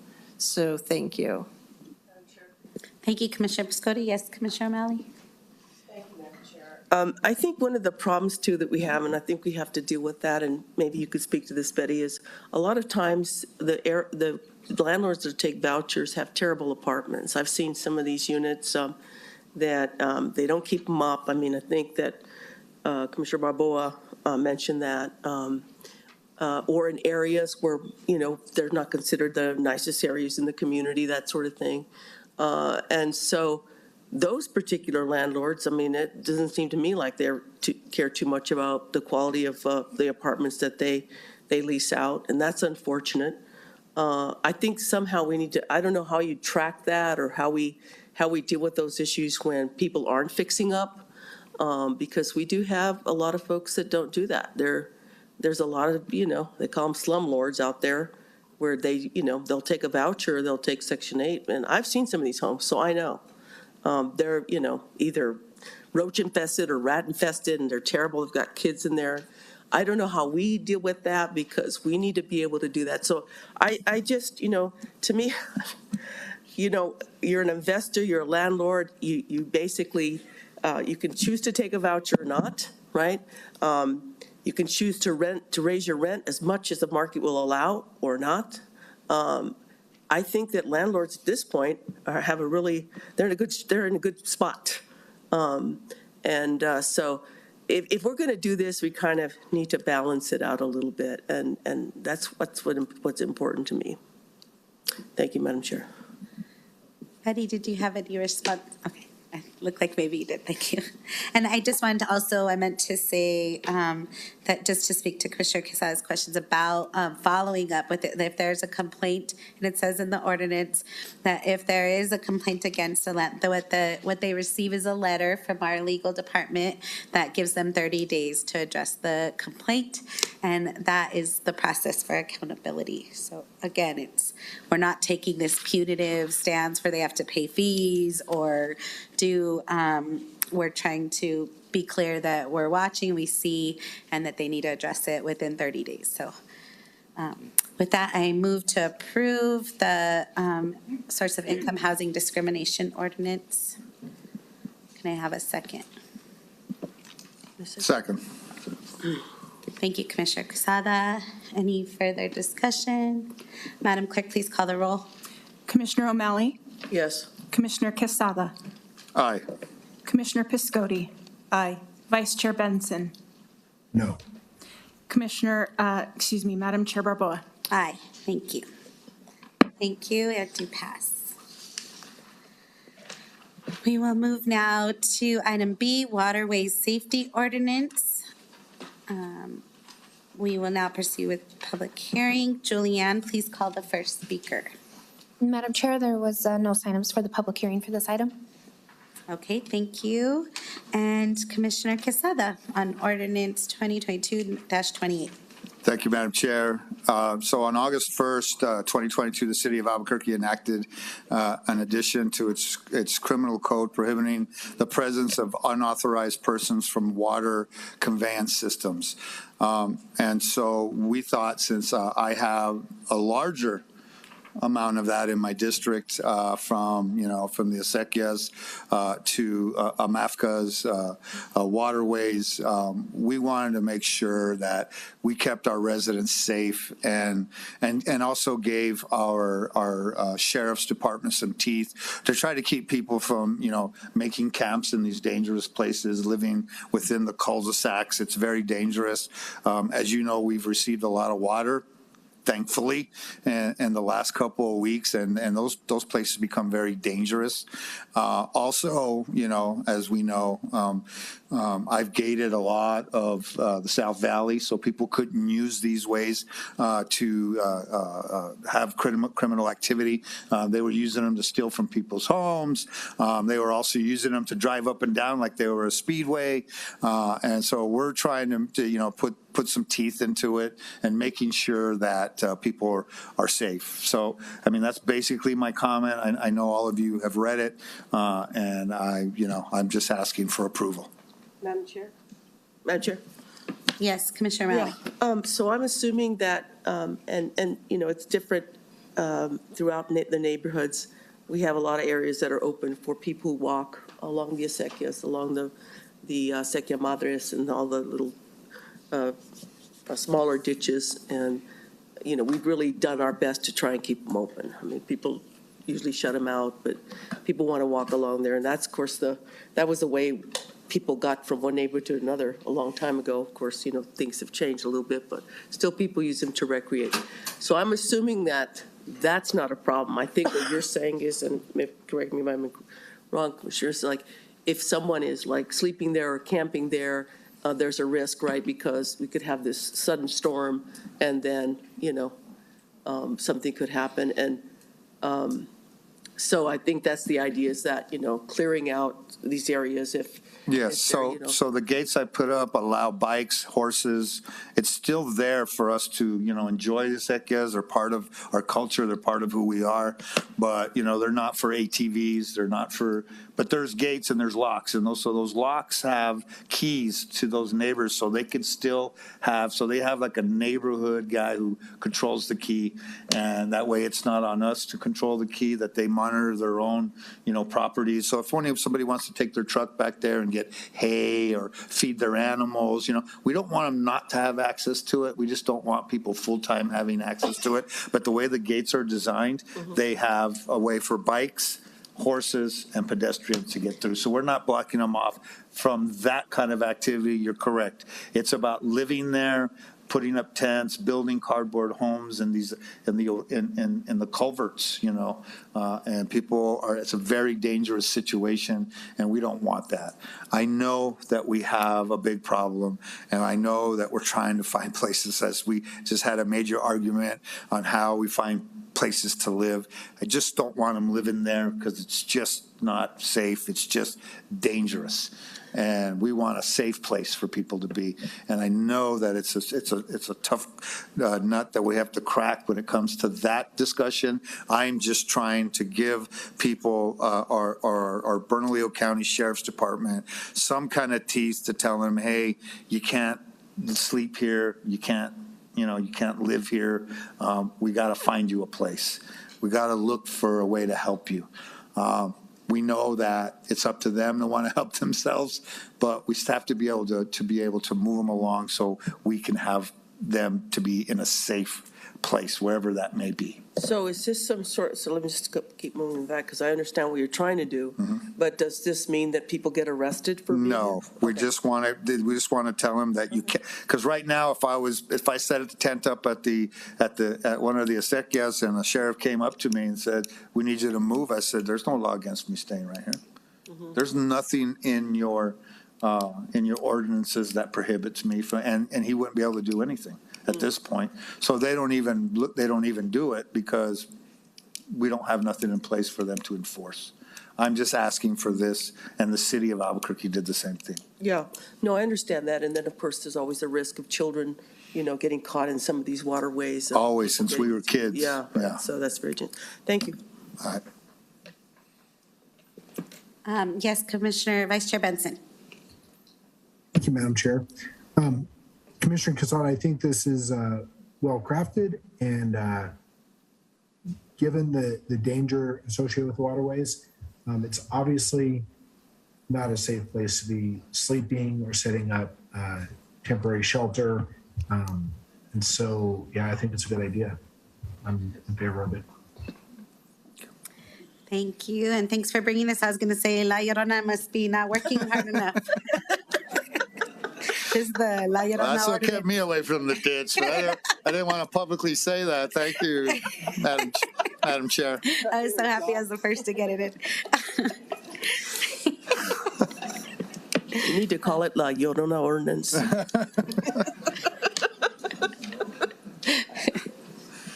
Yeah, Alan, would you like to make a motion? Yeah, I ask for approval. Second. Thank you. Madam Clerk, please call roll. Commissioner O'Malley. Yes. Commissioner Quesada. Aye. Commissioner Piscotti. Vice Chair Benson. Yes. Madam Chair Barboa. Aye. Thank you. You have approval. Moving on to items 8C, County Manager to present. Good evening, Madam Chair and Commissioners, Mr. Vice Chair as well. So what I have before you is I'm introducing some amendments to the Detention Facility Management Oversight Board, or referred to as DFMO. So I want to make it really, really clear. This does not remove citizen participation and input. We are just acknowledging their role as advisory, and we need their input. We need their advice. They're probably one of the hardest working boards that we have in the county, and they hold us accountable, and that's what should happen. So I don't, so this in no way diminishes what they do, but it does basically state what they do, who they are. They're an advisory group. In reviewing the purpose and intent of the Dfmo, there was some inconsistent language. So it's just language. It's changed. It was, I believe let's see, I think it was back in 2015, it was created, and there's been some changes. So one of the changes is having to do with their role as advisors to county management, MDC, and the commission, and inclusion of the McClendon experts. The proposed changes also reflect, and this was a major milestone, was the federal court order, and there was a cap that was agreed upon as far as the population. So we actually checked that box off. So that was one of the amendments, was removing that population component. So the amendments also include administrative requirements to convene meetings. So we wanted to make sure that the meetings were held in accordance with Robert's rules, and to go through the chair, and just to make it just what it is. It's an advisory board. So again, the proposed changes, they do not affect current members or their terms. I've discussed the changes with current Dfmo, the chair and the vice chair, and we all as a group wanted to make sure that we would, if it was approved tonight, it is only for publication. It gives an opportunity for people to look at it, to make their comments, to come back, and they've got 30 days to do it. And also, we requested a discussion item for next week's meeting on Wednesday, October 19th, so that the members can talk about it and voice whatever concerns that they have. So I think we've been very transparent, and this is the way to do it, but we have to get the process started. So this is just the process, getting started. Again, the amendments are for introduction only, and will return for final adoption for consideration in November. The public will have over 30 days to review and comment on their amendments. And I welcome the opportunity for any questions or any feedback. Thank you. Commissioner Quesada, and then Commissioner Piscotti. Thank you, Madam Chair. So the word oversight, how many positions do we appoint that actually have the title of oversight? Because from my understanding, that when you have an oversight committee, it is always members of an elected office. It's not somebody who's appointed to an oversight committee. Those are always advisory committees. I just want to know how that even was ever started, where it was put in for oversight. We don't appoint oversight. If it's an oversight committee, we would sit on that committee, right? It wouldn't be something that we appoint. So I don't know if I'm correct on this, but is there any other board that we appoint to that's actually an oversight committee? Madam Chair, Commissioner Quesada, to my knowledge, the Bernalillo County does not have any other oversight committee. They're advisory committees. How did that fall through the cracks? I don't understand how you can even put oversight on somebody that we appoint to do that. You know, you would have to have somebody who's duly elected by the people to have oversight. You wouldn't elect somebody and then they appoint somebody to have oversight. I don't understand how that even happened. When did this come into play? In 2015, Madam Chair, Commissioner Quesada. Oh, good, because I wasn't here. Thank goodness, because I don't know if I could have approved something like that. Because we have advisory committees. I know we have people who sit on there. They represent us, and then they meet with us, and then they advise, and they come and they give advice to us. But aren't we the oversight at the end of the day? I mean, I think I should be, right? I mean, if I'm going to be responsible for it and I'm held accountable to my constituents over it, then I should be the oversight. That's just my opinion. I just, when this came up, I'm like, I didn't know it was called an oversight committee. I thought all of them were advisory committees. Madam Chair and Commissioner Quesada, and as county manager, my job is to oversee the operations, of the MDC, but in conjunction with the chief, but you all oversee me. So, just to make it really clear. And like I say, I just want to emphasize, this group, they're great people. They do a really good job, but they're really, throughout the years, they've served in an advisory capacity, not oversight. Okay, so they've never really made decisions. It's always gone through us? Madam Chair, Commissioner Quesada, that's correct. Okay. They've never made a final decision. All right. But they give us recommendations. Well, yeah, of course. That's okay. Thank you. Commissioner Piscotti. Thank you. I guess I just have a lot of questions. So can you repeat again what the purpose of the change is?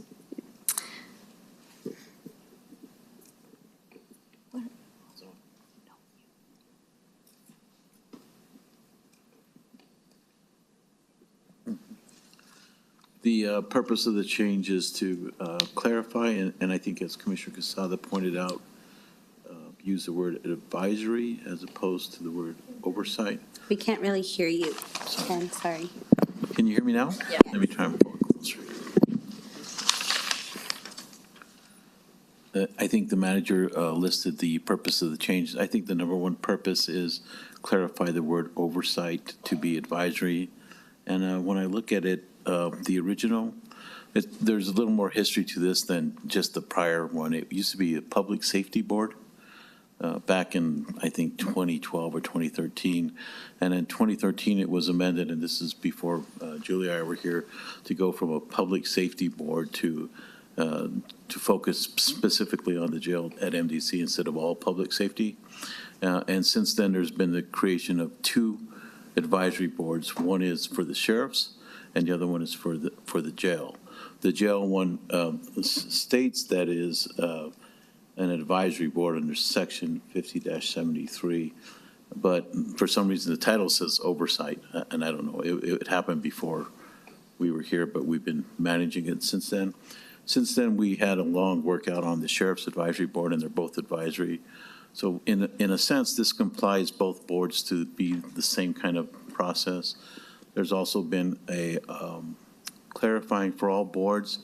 As we get more sophisticated, it's clear that the boards are subject to the rules of procedure. So Robert's Rules of Order and the rules of the BCC. So that's in here too. So there's even a discussion at some point in each of these boards, and all of them across the board, there's many boards, what they are subject to with regard to the Open Meetings Act. So there's some of that clarification. Okay. Yeah, when I saw this, and I just saw this yesterday, I went to the webpage for the Dfmo, and it definitely has oversight in the title and in the introductory paragraph about the function of the group. So I want to go back to a point that you made about the SORB versus the Dfmo. I think there's a huge difference, because I remember being, on one of the founding members of that, creating the SORB.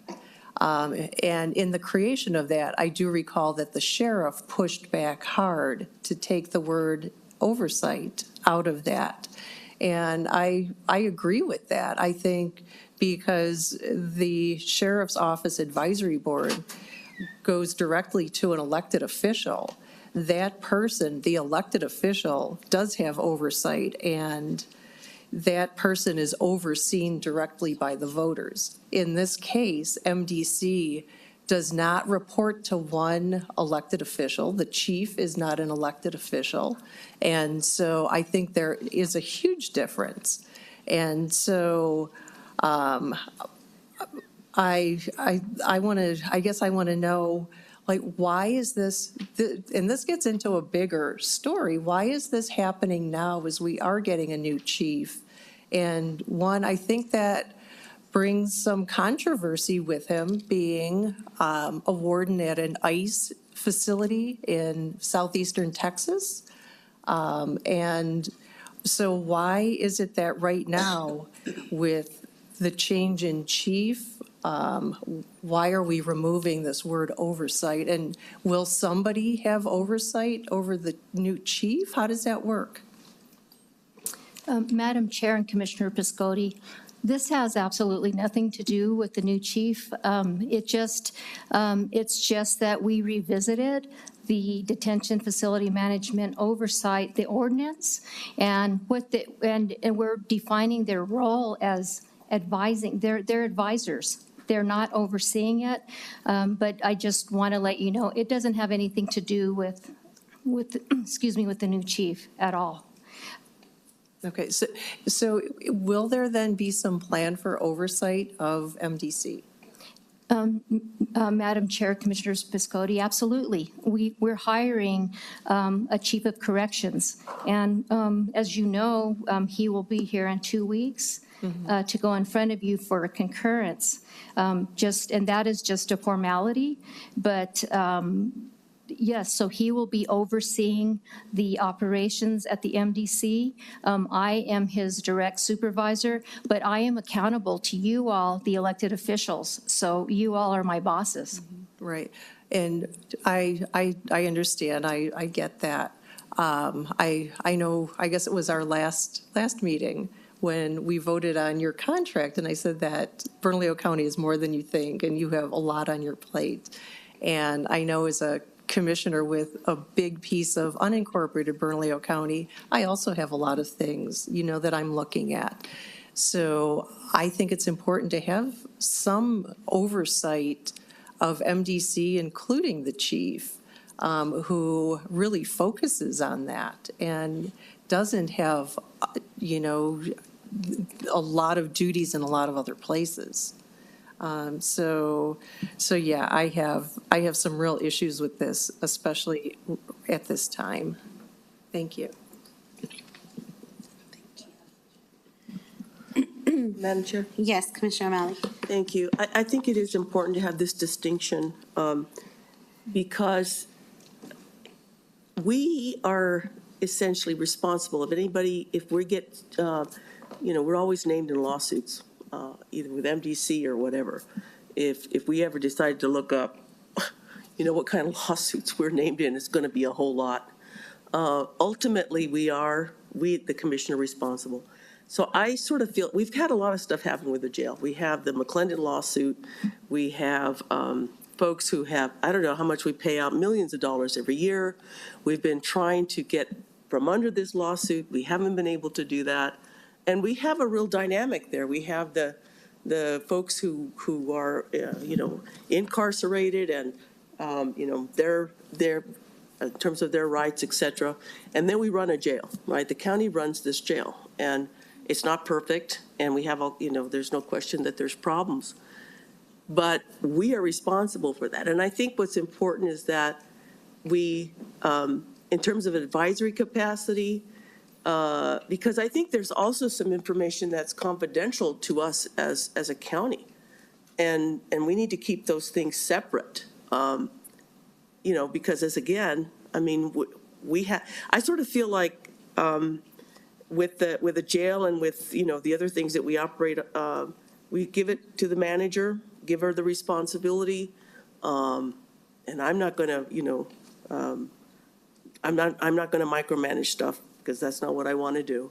Give her the responsibility. And if we feel that she's not doing her job, it just takes 3 people to say, bye, But we just gave her a contract. I think it was, and we're saying we have confidence in your ability. We have somebody coming in new. This person is, I don't know this person very well, but I think that this person deserves a chance to get people's, their confidence. I mean, they have the right to do that. And then I think with this person coming in, since we brought up the issue with the jail chief, that we should support them and say, we're here to support you to be successful. Now, that doesn't mean that's going to happen necessarily, because we have folks that come and go for, or, you know, there's usually a person, the chief is like 2 years, 2 to 3 years. And in order for that person to have the confidence of the employees and the community, they have to work to get that. So that's really clear. I really feel like, I don't think we should misrepresent in terms of this committee, and that's my concern, is that advisory is like thank you, but we're not, you know, you're an oversight position is you get all the information, any information you want, you pull it, you know, you have access to it. And I don't think that's a good position for the county to be in, quite frankly. I don't think it's a good legal position for us to be in at all. So I do support this change for it to be advisory. Thank you. Commissioner Quesada and then Vice Chair Benson. Thank you, Madam Chair. And look, I'm going to be the first one to tell you that I know there's problems there. I don't know anybody up here. Have you all spent a week in that jail? Because I have. And that was one of the motivations for me to run for office.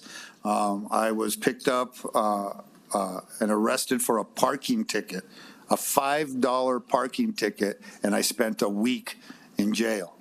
And I heard a story today that brought back a lot of memories for me. I didn't have a blanket. They didn't have flip-flops for me. I just felt like I was being mistreated and like I was just like a nobody, accused of actually being a meth addict because I was skinny. And I told them I'm a starving artist. I'm skinny because I don't have no food, you know, and I'm starving because I'm poor. But, you know, to be judged there. And so I'm the one commissioner that knows that there's problems there. And that there's always going to be problems there because it's a hard thing to do. You know, we have staffing problems. It's, you know, we can't keep an MDC chief to save our lives. We've tried different ways to bring someone in. We've hired within, we've hired local. Now we're hiring out. You know, I think we're trying everything we possibly can do to see who's going to be the solution to this problem. But you know, no one wants this to be better more than me. I guarantee you, until you've experienced that yourself, you know, you don't really know it. And that's just part of, you know, our journey. And I'm glad that nobody here has had to go through that, right? I'm sorry that your son has to go through that. That makes me sad that I heard that tonight, you know, because I've been there. But, you know, oversight needs to come through me. I think that, you know, I need them to be reporting to me more often about what's going on. I think what we do is we change this from oversight to advisory board, but that's okay. That doesn't mean anything. What I want the advisory board from here on out is to give me more of what's going on, because if I'm going to hold somebody accountable, I need to know what's happening. You know, I shouldn't have to hear it from the public. Right? I should hear what's happening from, you know, and I want the public to come and tell me, because that's the other side of the story. I don't want to hear just one side of the story either. So I thank them for being brave and courage and have the courage to come here to tell us what's going on, because now I'm more interested in what the heck's going on over there. And with this change, I want to be oversight. I want to be oversight. I want them to report to me and tell me what they're doing to fix what the problems are and what their game plan is to make that a better place for our citizens that make mistakes that are there, because that's who they are to me. They're not criminals. People make decisions based on poverty and all other different life challenges. Right? Nobody chooses to be there. Those are our citizens, and I want to know how they're being served, and I want to know how we're doing our best as a county to protect them as well. They're in there. They're doing their time. Thank you, Madam Chair. Thank you, Vice Chair Benson. Thank you, Madam Chair. Yeah, I think just the language of it, I agree. If we were to leave it as oversight, I don't feel comfortable with that. By leaving it as oversight, we would be relinquishing our own oversight or ceding our oversight to another group. And that's not what we were elected for. And this committee wasn't elected for that either. So it would be a broken link in the system that I don't think our constituents would want. and certainly not the way the system was designed. So I don't think there's really an alternative. I certainly don't feel comfortable leaving it as an oversight. Thank you, Vice Chair. Commissioner Piscotti?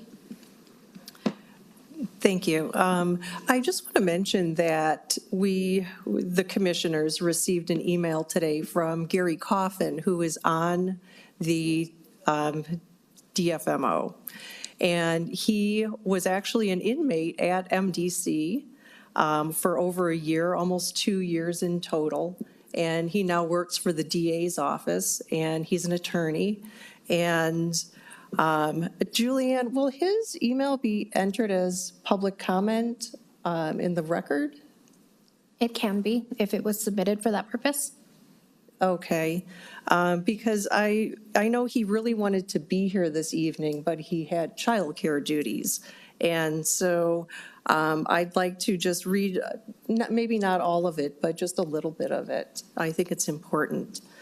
Good afternoon, commissioners. I am sending this email in lieu of public comment at tonight's meeting as I have a scheduling conflict. However, I feel it is necessary to voice an opinion as a concerned citizen and as a member of the Dfmo board.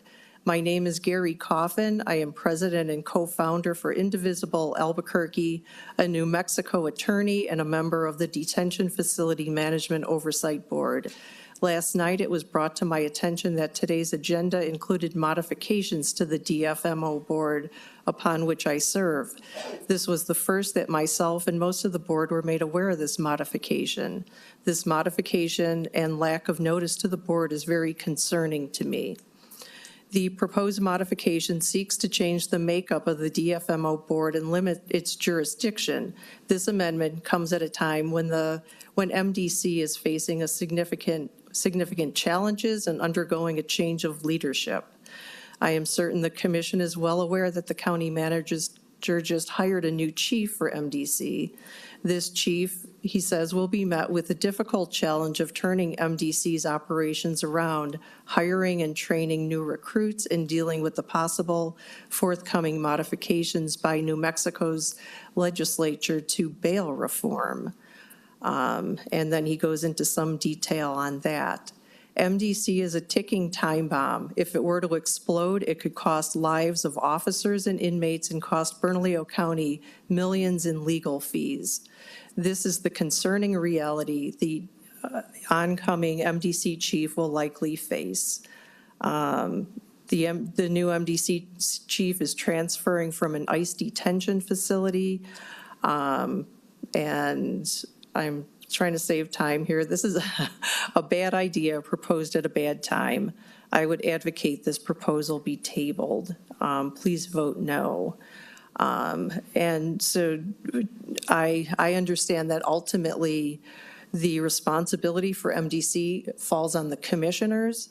I don't think that, we have the time to dedicate to that, and to the point that MDC needs that attention, and to have people, good citizens who have a background, in this case, an attorney, someone who works at the DA's office, who was an inmate at MDC.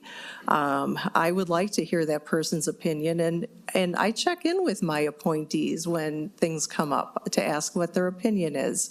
To look at the history of MDC, I just don't think that the commissioners have had the bandwidth to really oversee it. So I think the more oversight, the better. And so allowing that board with oversight and its title to do its job, in my mind, is the right way to go. Thank you, Commissioner Piscotti. I wanted to add my comments. I've worked hard to get some good folks appointed to that board, because MDC is one of our biggest budget items, and the MDC medical contract is one of our biggest budget items. And when that medical contract was leaving, I remember asking at the time, I worked with the DCM Lisa Cynthia White to say, can we make this contract stronger, or how do we need to do so this next medical provider coming in, it's stronger, and actually got to see it. It was already really strong, but there also was not compliance to that contract, right? So I think there are many places. I know we have well-paid attorneys that work for the county, you know, working out the stuff with McClendon and really on our side. I think I do have some questions, County Manager, because when you and I met with Chief Richardson, we were talking about the Addiction Treatment Advisory Board and that same conversation between advisory versus oversight.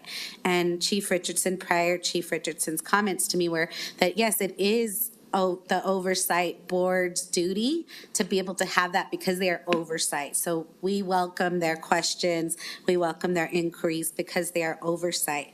But for example, the Addiction Treatment Advisory Board is an advisory, and so they should only be offering advice and can't get the same kind of access. So I don't know if there's other differences between way and if it's just in language, but this, to me, I don't think that when this is the only board and they are not paid, they're all voluntary, they meet in the evenings, and I've been to many of those meetings, and they actually don't get sometimes what they're asked for, and they don't make decisions, right? They sometimes, even the folks I've been able to appoint, sometimes feel like they are just a rubber stamp. So for me, when they're not able to make decisions about changing anything, huge. I also had asked when we get to hear from them as a commission, and I've been on here now in December, it'll be 2 years, and I haven't heard a report or received a physical report about what's happening with the DFMO or where it's at or what they are overseeing.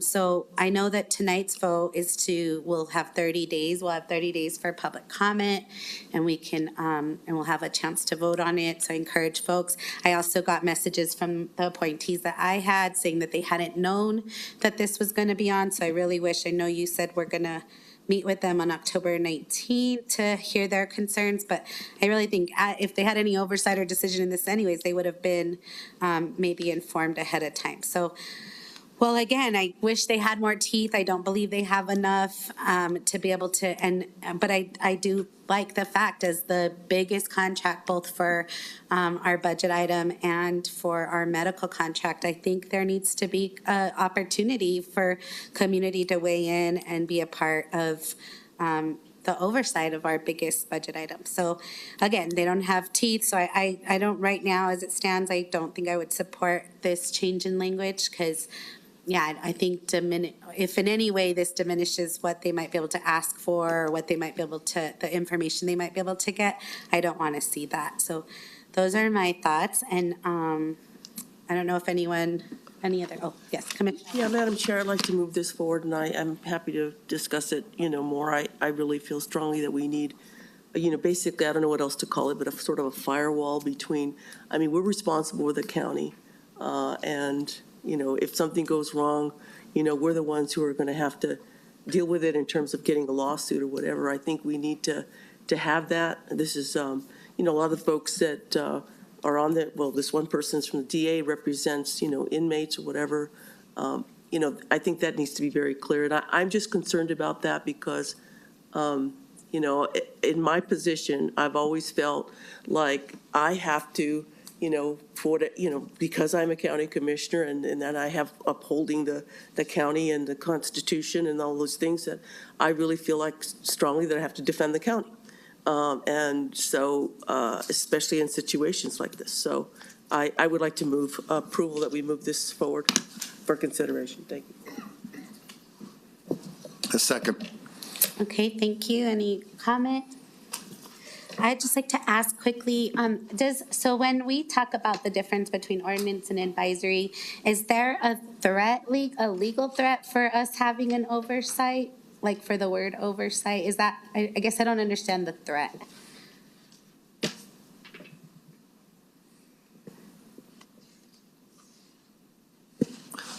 It's so hard to push this sometimes. This started as an advisory committee, public safety advisory, and I don't know how it morphed into oversight. I think the good news is that the chairs, Rick Mieta and now former Commissioner Brasher, have done a very good job of carefully balancing everything, as well as the board members. I think the issues that we've had with regard to oversight, diving too deep, it would be surrounding ongoing criminal investigations. That's one thing where the red flags go up. So we've had to work on that from time to time. I think the workout that has been really probably one of the best is that using the current experts that are reviewing the conditions of confinement, including mental health and medical care, using those reports and making sure those reports go to this board, whatever is advisory oversight. And they've even had an opportunity in the past to meet with them if they would like to. Things got harder during COVID, but I think probably the legal issue between oversight and advisory is the length of discovery of items that may otherwise be protected. So far, that's not been an issue. But it's just one of those things that we work out. And I'm happy to look more into that. And I will be meeting with board members as they want so we can look at the proposed amendments and keep working on them. Thank you. I hope I can make it to Wednesday's meeting. Madam Clerk, please call the roll. Commissioner O'Malley? Yes. Commissioner Quesada? Aye. Commissioner Piscotti? No. Vice Chair Benson? Aye. Madam Chair Barboa? No. Thank you. Okay, thank you. You have a to pass. We'll move on to item 9, finance. And okay, we have Ms. Denise Benavides to present. Good evening, Madam Chair, members of the Commission. My name is Denise Benavides. I'm the Principal Financial Analyst for the Finance Division. You have several motions in front of you. The first motion is the approval of Arpa funds in the amount not to exceed $5 million to support the Bernalillo County Premium Pay for Eligible Employees Grant in accordance with expenditure category 4.2, Premium Pay for the Private Sector Employees. This grant will assist qualified for-profit and nonprofit businesses physically located within Bernalillo County, including those located within the city of Albuquerque, with eligible employee one-time compensation for retention and recognition of essential work in sectors deemed critical to the health and well-being of its residents during the COVID-19 pandemic economic recovery. Through this program, the county will offer one-time premium pay of up to $3,000 per qualified employee, up to $50,000 per business, to be paid directly to the applying business or certifying self-employed individual. Self-employed individuals who meet all eligibility requirements may only apply for up to $3,000 as the sole worker in their licensed business. The go-live date is to be determined based on the completion of the administrative plans and systems. And with me, I have Marcos Gonzalez, the Director of Economic Development, if you have any questions. Thank you, Denise Benavides. I have a question. So when we say premium pay private sector, who are we talking about? Are these businesses or? Madam Chair, we're talking about businesses and nonprofits as well that meet the various sectors. And that's for any individual that's working that's below $20 an hour. Exciting. So this is like an incentive to support businesses, right? Yes, this will be very similar to the small business program we had. So both nonprofits and small businesses can apply. Thank you. Any other discussions? I entertain a motion. So moved. I'll second it. Any discussion? No. Okay, Madam Clerk, please call the roll. Commissioner O'Malley? Yes. Commissioner Quesada? Aye. Commissioner Piscotti? Aye. Vice Chair Benson? I think we might have lost him. I believe he had to drop off. Okay. Madam Chair Barboa? Aye. Okay, you have a due pass. Thank you. The next motion is to approve an amendment to the MOU between the Bernalillo County and the Albuquerque-Bernalillo County Water Utility Authority to provide an additional $1 million in ARPA funding. The amendment identifies one additional infrastructure project. This is in the Carnwell area. Due to the high nitrate levels in the groundwater area along Herrera Road, the need to extend water in Carnwell has become a priority of the county and the Water Utility Authority. With this request, the Water Utility Authority will be able to provide potable water and fire protection to approximately 6 to 10 residents and the Santo Niño Church in accordance with expenditure category 5.11, drinking water transmission and distribution. In addition, the last motion authorizes the county manager to execute the subrecipient agreement and amendments with the Water Utility Authority for this additional one project. We currently have a project for Carnwell, but it's in a different expenditure category than this one, so we'll have to issue a new subrecipient agreement. So we're asking that you authorize the county manager to execute that agreement. I have with me Dan McGregor somewhere, if you have any questions regarding the project. Madam Chair, I have some questions. Yes, I believe Commissioner Piscotti is first, then. That's fine. Okay, Commissioner O'Malley. Oh, no, go ahead, Commissioner O'Malley. So at this point, you know, and I'm familiar with the Carnwell project, that we have a pumping, and you could, is Dan McGregor, okay, that we have a water tank out there, and the idea was to get folks to hook up, but of course, a lot of folks didn't hook up because it costs to hook up, if you wouldn't mind coming forward. So we've taken water out to this one section of Carnwell, and my understanding is that we haven't gotten folks to hook up at this point. This particular project, and the idea was we can't pay for that hookup because that's, you know, private, and that's an anti-donation issue. So what are we doing here? Are we hooking people up? I mean, is there 10 people that actually get benefit of water? Madam Chair Barboa, Commissioner O'Malley. So what this project is doing is it's extending a mainline extension to the area, so the opportunity to connect is there. The cost, as it relates to a lot of the stuff in Carnwell, is a challenge just because of the terrain, and then kind of the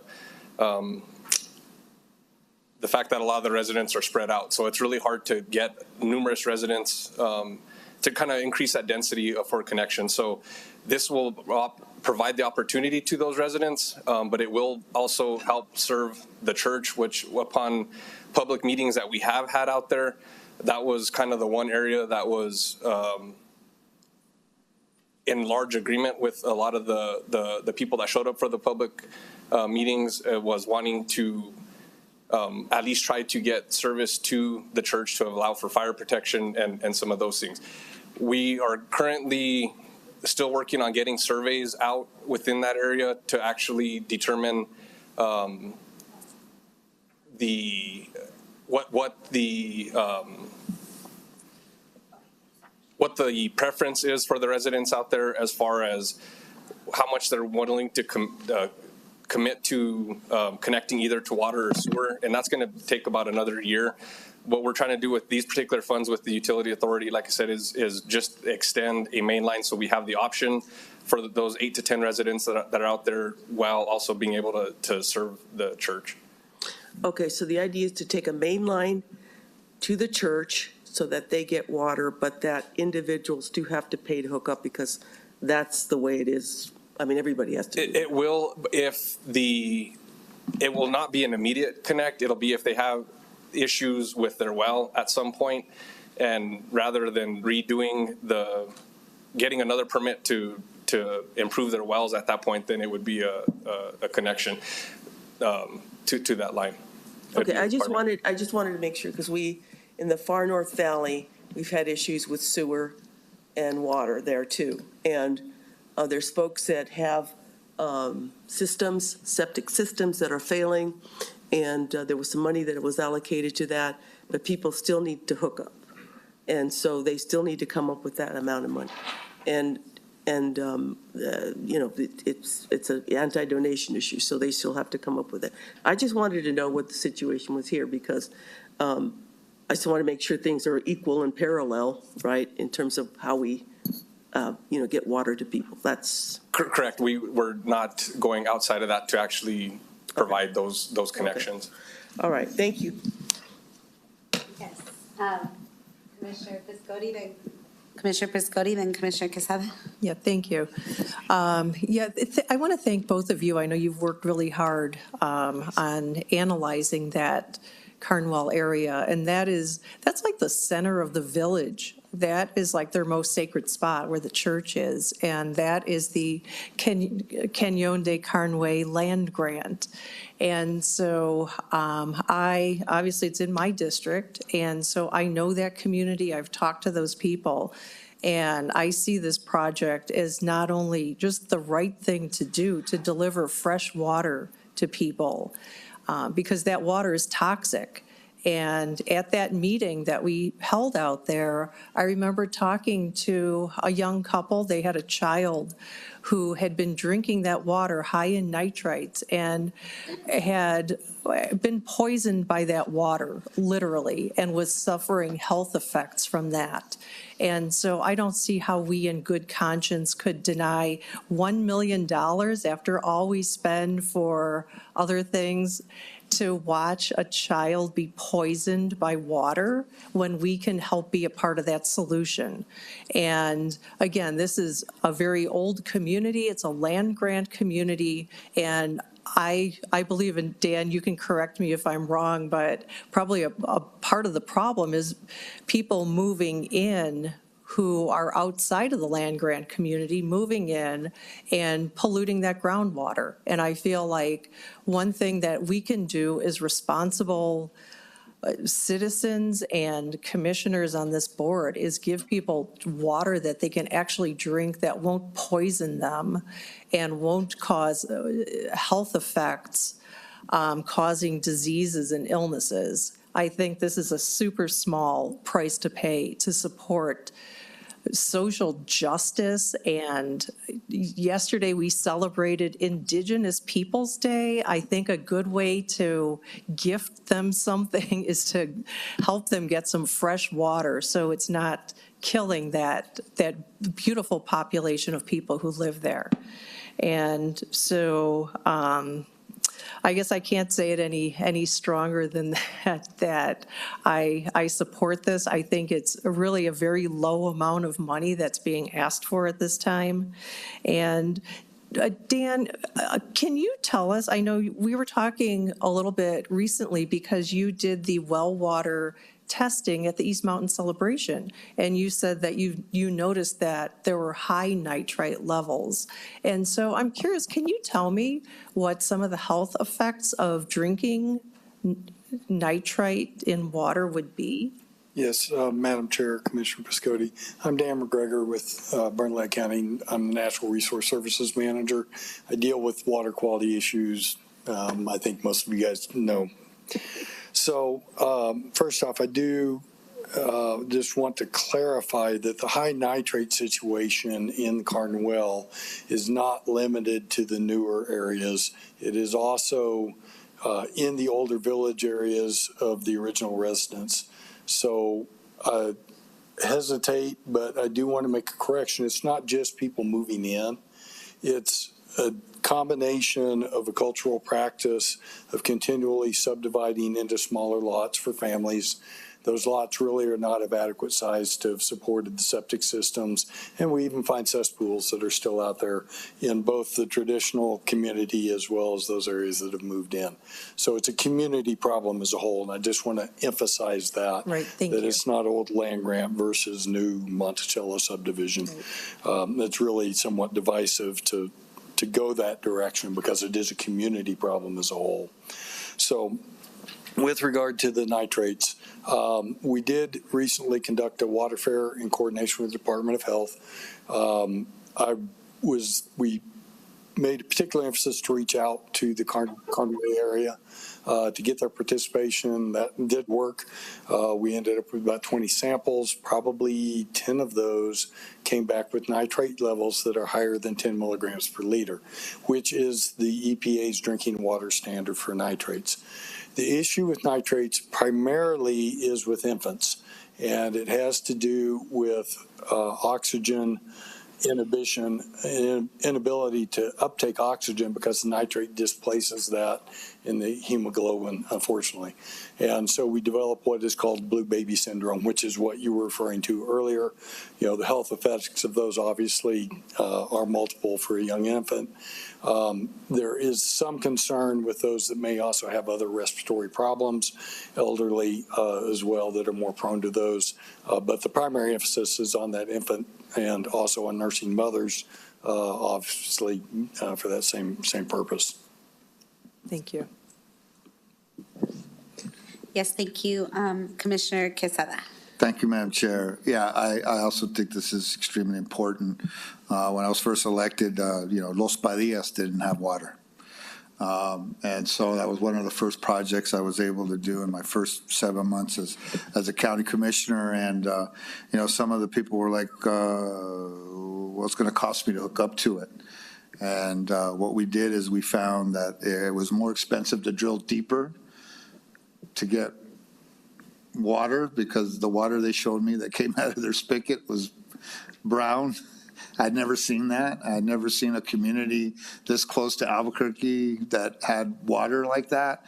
And so in the long run, it's cheaper to hook up than it is to drill, super deep to find better water. Although some didn't hook up. And that's their choice, but it's nice to give people a choice to have, water, like everybody else does. Again, they're taxpayers; they deserve the same amenities as everybody else does. So, I definitely support it. Thank you, Madam Chair. Thank you. I entertain a motion. I move to approve. Second. Okay, Madam Clerk, please call the roll. Commissioner O'Malley? Yes. Commissioner Quesada? Aye. Commissioner Piscotti? Aye. Vice Chair Benson?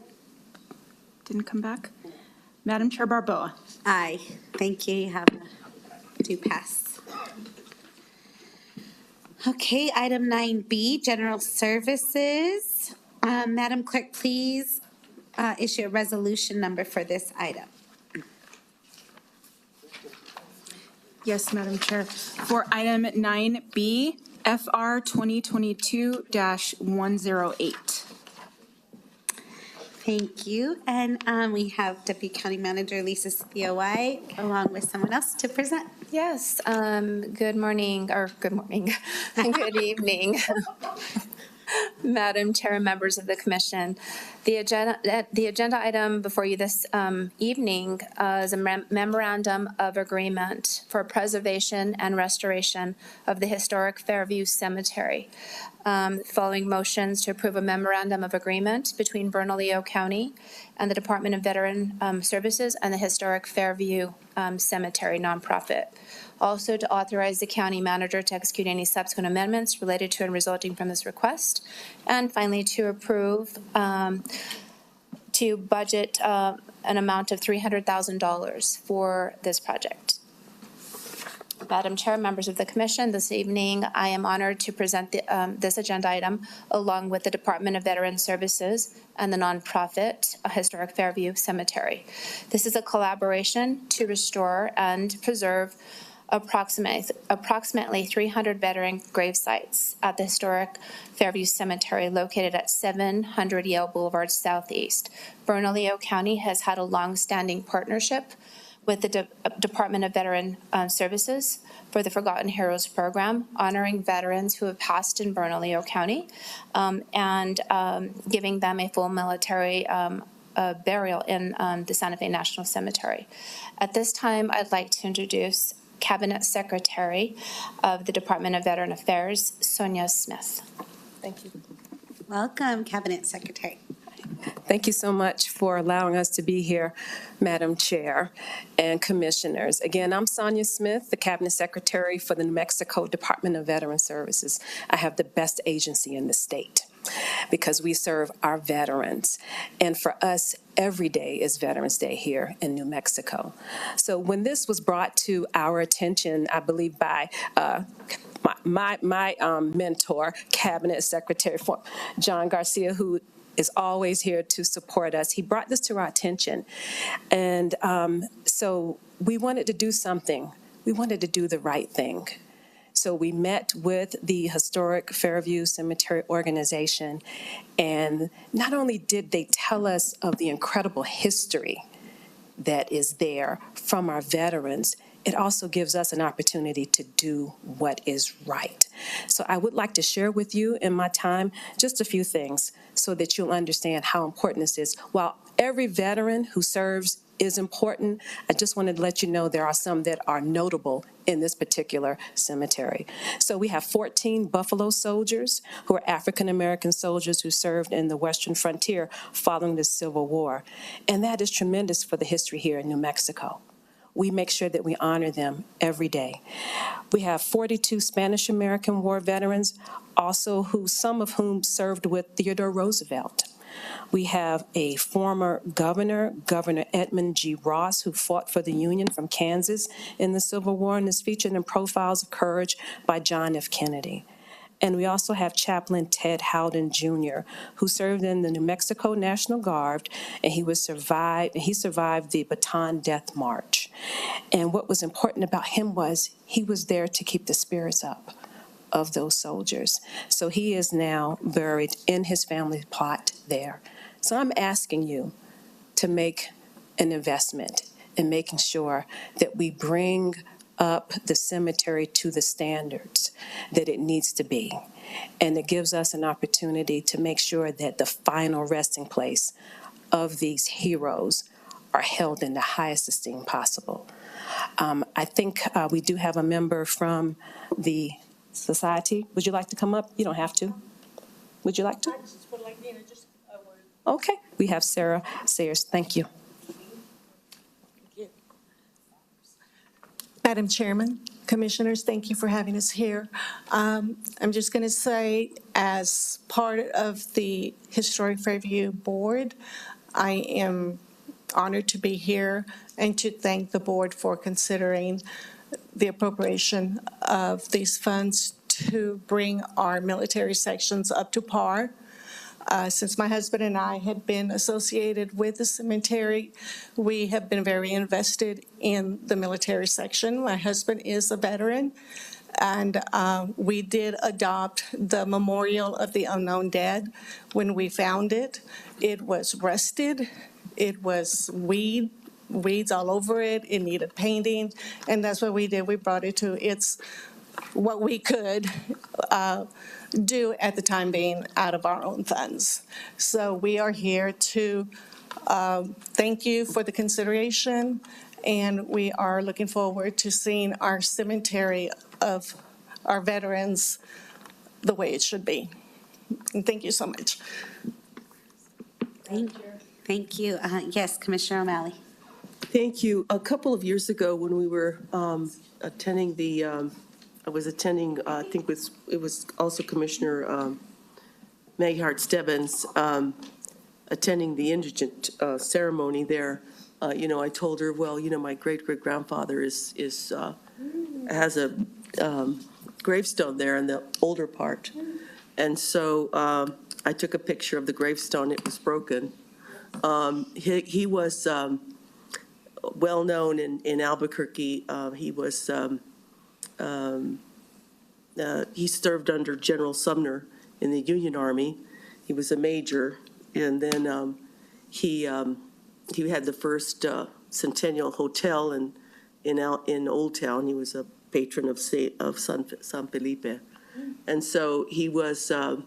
His contemporaries were Huning. I think Huning appointed him to a couple of boards. But interestingly enough, I call him my great-great-grandfather, but interestingly enough, we found out that he adopted my great-grandfather. So he actually was the adopted, but he was well-known, and he was, when I saw the gravestone, it was broken in half. I think that part, someone's saying that part that was broken is no longer there. So however, I can support that to get that done, something in the back of my mind so that that's restored, that would be great. I think that would be a great honor for him. Thank you.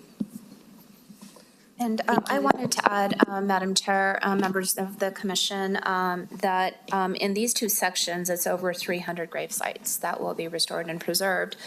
And the intent would be that the project would be managed by the Department of Veteran Affairs. They would handle the procurement. And then the goal would be to announce the partnership, correct, at the, for Veterans Day.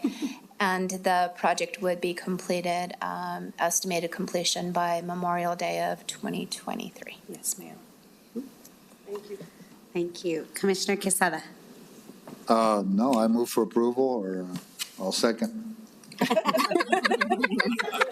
Commissioner Piscotti. Yeah, and I'd just like to add, yeah, for me, it's a no-brainer. And to both of you, Sonia, Lisa, you have done a fabulous job with the indigent and unclaimed veterans burials. I have attended all of them at Fairview during my term, and they are just incredibly lovely, and that cemetery is so nice, and yes, it is in need of repair, so I second this like a million times, and and also vote yes to this, so thank you. Thank you for all your work. Thank you so much. I want to comment because I actually lived blocks away from Fairview Cemetery my whole life that I keep talking about.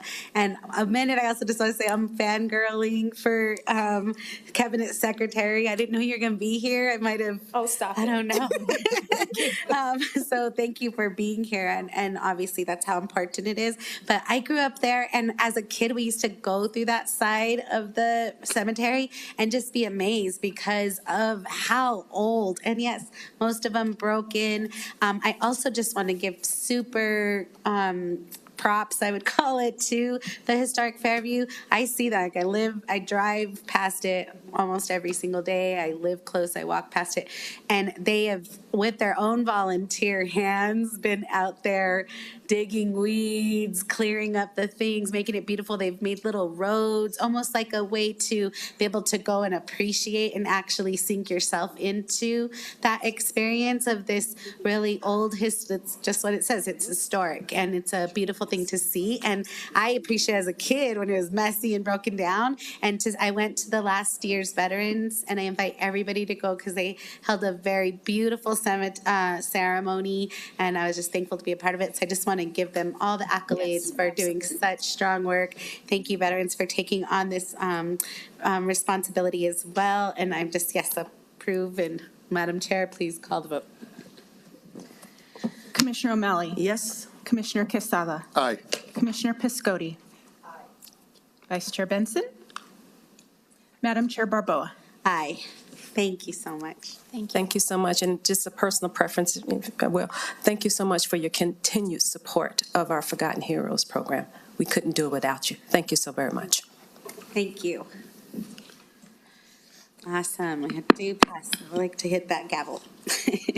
We'll move on to item 9C, and we have collective bargaining agreement with, I'm not sure who to present. Oh, yay, it's you. Good evening, Bernadette Perez. I'm the HR Director here at Bernalillo County. Good evening, Madam Chair and Commissioners. Human Resources is seeking Commission approval of the negotiated changes to the Bernalillo County Court Deputies Association, or BCCDA, Collective Bargaining Agreement. Negotiations between Bernalillo County and BCCDA commenced on May 2nd, 2022, and reached tentative agreement on September 2nd, 2022. The union ratified the contract with a majority of votes on September 6th of 2022, and this contract expires on June 30, 2023. I would like to thank the county manager, the Bernalillo County negotiating team, and BCCDA union negotiating team members for their collaboration in reaching this agreement. I'm not certain if a representative of BCCDA is in attendance and has anything to add. Otherwise, I stand for any questions. Thank you, Director Perez. Any Madam Chair, I move approval. I can second. Madam Clerk, please. Oh, Commissioner Quesada, any discussion? No? No, Okay, Madam Clerk, please call the roll. I'm good. Commissioner O'Malley? Yes. Commissioner Quesada? Aye. Commissioner Piscotti? Aye. Vice Chair Benson? Madam Chair Barboa? Aye. You have a due pass. Thank you. Thank you. Ms. Pettis. Okay, we have a few of us left in the room. Thank you. We're moving on to item 10C, inspection report, which is my inspection report of the Metropolitan Detention Center. It is the chair's duty. Well, I'll read just the first part. I know everybody's ready to go home, but I think this is an important duty of the chair. Each governing body of a county or municipality shall conduct an annual site visit to the jail or detention center under its jurisdiction to inspect the overall conditions of the facility. Following a site visit, an inspection report shall be presented at a regular meeting of the governing body. I was able to go on July 26, 2022, to in-person tour the Metropolitan Detention Center, and I was met by the interim Chief Roseanne Otero and her CAVAD staff that participated in the tour. I can say the publication, I don't want to read through it today, but it will be available online on the county port agendas portal.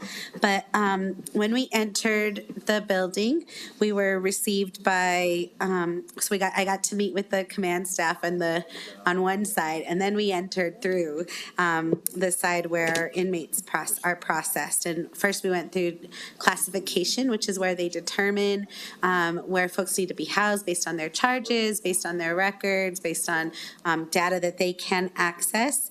They also receive a full medical and psychiatric evaluation, which usually is also the place where they can determine whether that person is needed of medical assisted treatment for addiction. So we got to go into several of the pods, including the restricted housing units. I got to see where the new additions to the kitchen that make serving food there better and more efficient for the staff. The county had approved some really great new additions to the old kitchen that was in much need of them, and so it was good to see those in action.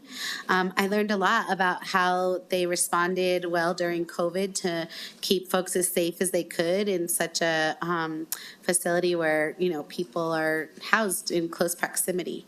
So I got to learn about their protocols and visit several of the units. Again, I won't go through, but I think there was some clear distinctions about the way they're making care of people that have mental health needs, to folks that are in restricted housing, to folks that are on less restricted housing, including some of the technology that I believe the county's been able to approve so that folks can have conversations with family members, can access things like education. I got to also meet with the Gordon Burnell charter school that holds classes both there and outside for inmates to be able to access education services. So the tour was extensive and informative. The employees at MDC showed that they have pride in their work. One of the first questions I got to ask them was, why? Why do you do this job? Why do you stay in this? And I was just so pleased to hear their strength, their passion to do this work, and their commitment to this work, despite not always being recognized. So I was excited, but the full report is online. Thank you to Daniel Robertson, who attended with me that day and helped me document our tour and the jail and the facility. And I'm available for any folks that have any questions or any follow-up. Please feel free to contact me. And again, the report is made available. The full report is online. So that is only a presentation. I don't believe it's just discussion. We don't need to vote on it. An announcement. Finally, I want to make a quick but important announcement that our upcoming fentanyl summit I mentioned earlier is this Thursday, October 13th at the Albuquerque Convention Center, starting at 10 a.m. The county, in partnership with the city of Albuquerque, will host this fentanyl summit as an introduction to an extensive fentanyl awareness multi-agency campaign that will immerse the community in an education process to combat this life-ending and family-shattering drug. please visit burnco.gov/keepnmalive to register and attend. And I actually learned today that we have over 600 people registered to attend. It's going to be live streamed. We are, that shows how important this conversation is and how we have to all be aware. So please attend, watch live stream, and that is our announcements. Today, October 25th, 22, administrative meeting is the next commission meeting here at 5 p.m. in Ken Sanchez Chambers. If there is no other business, then we are adjourned. Thank you.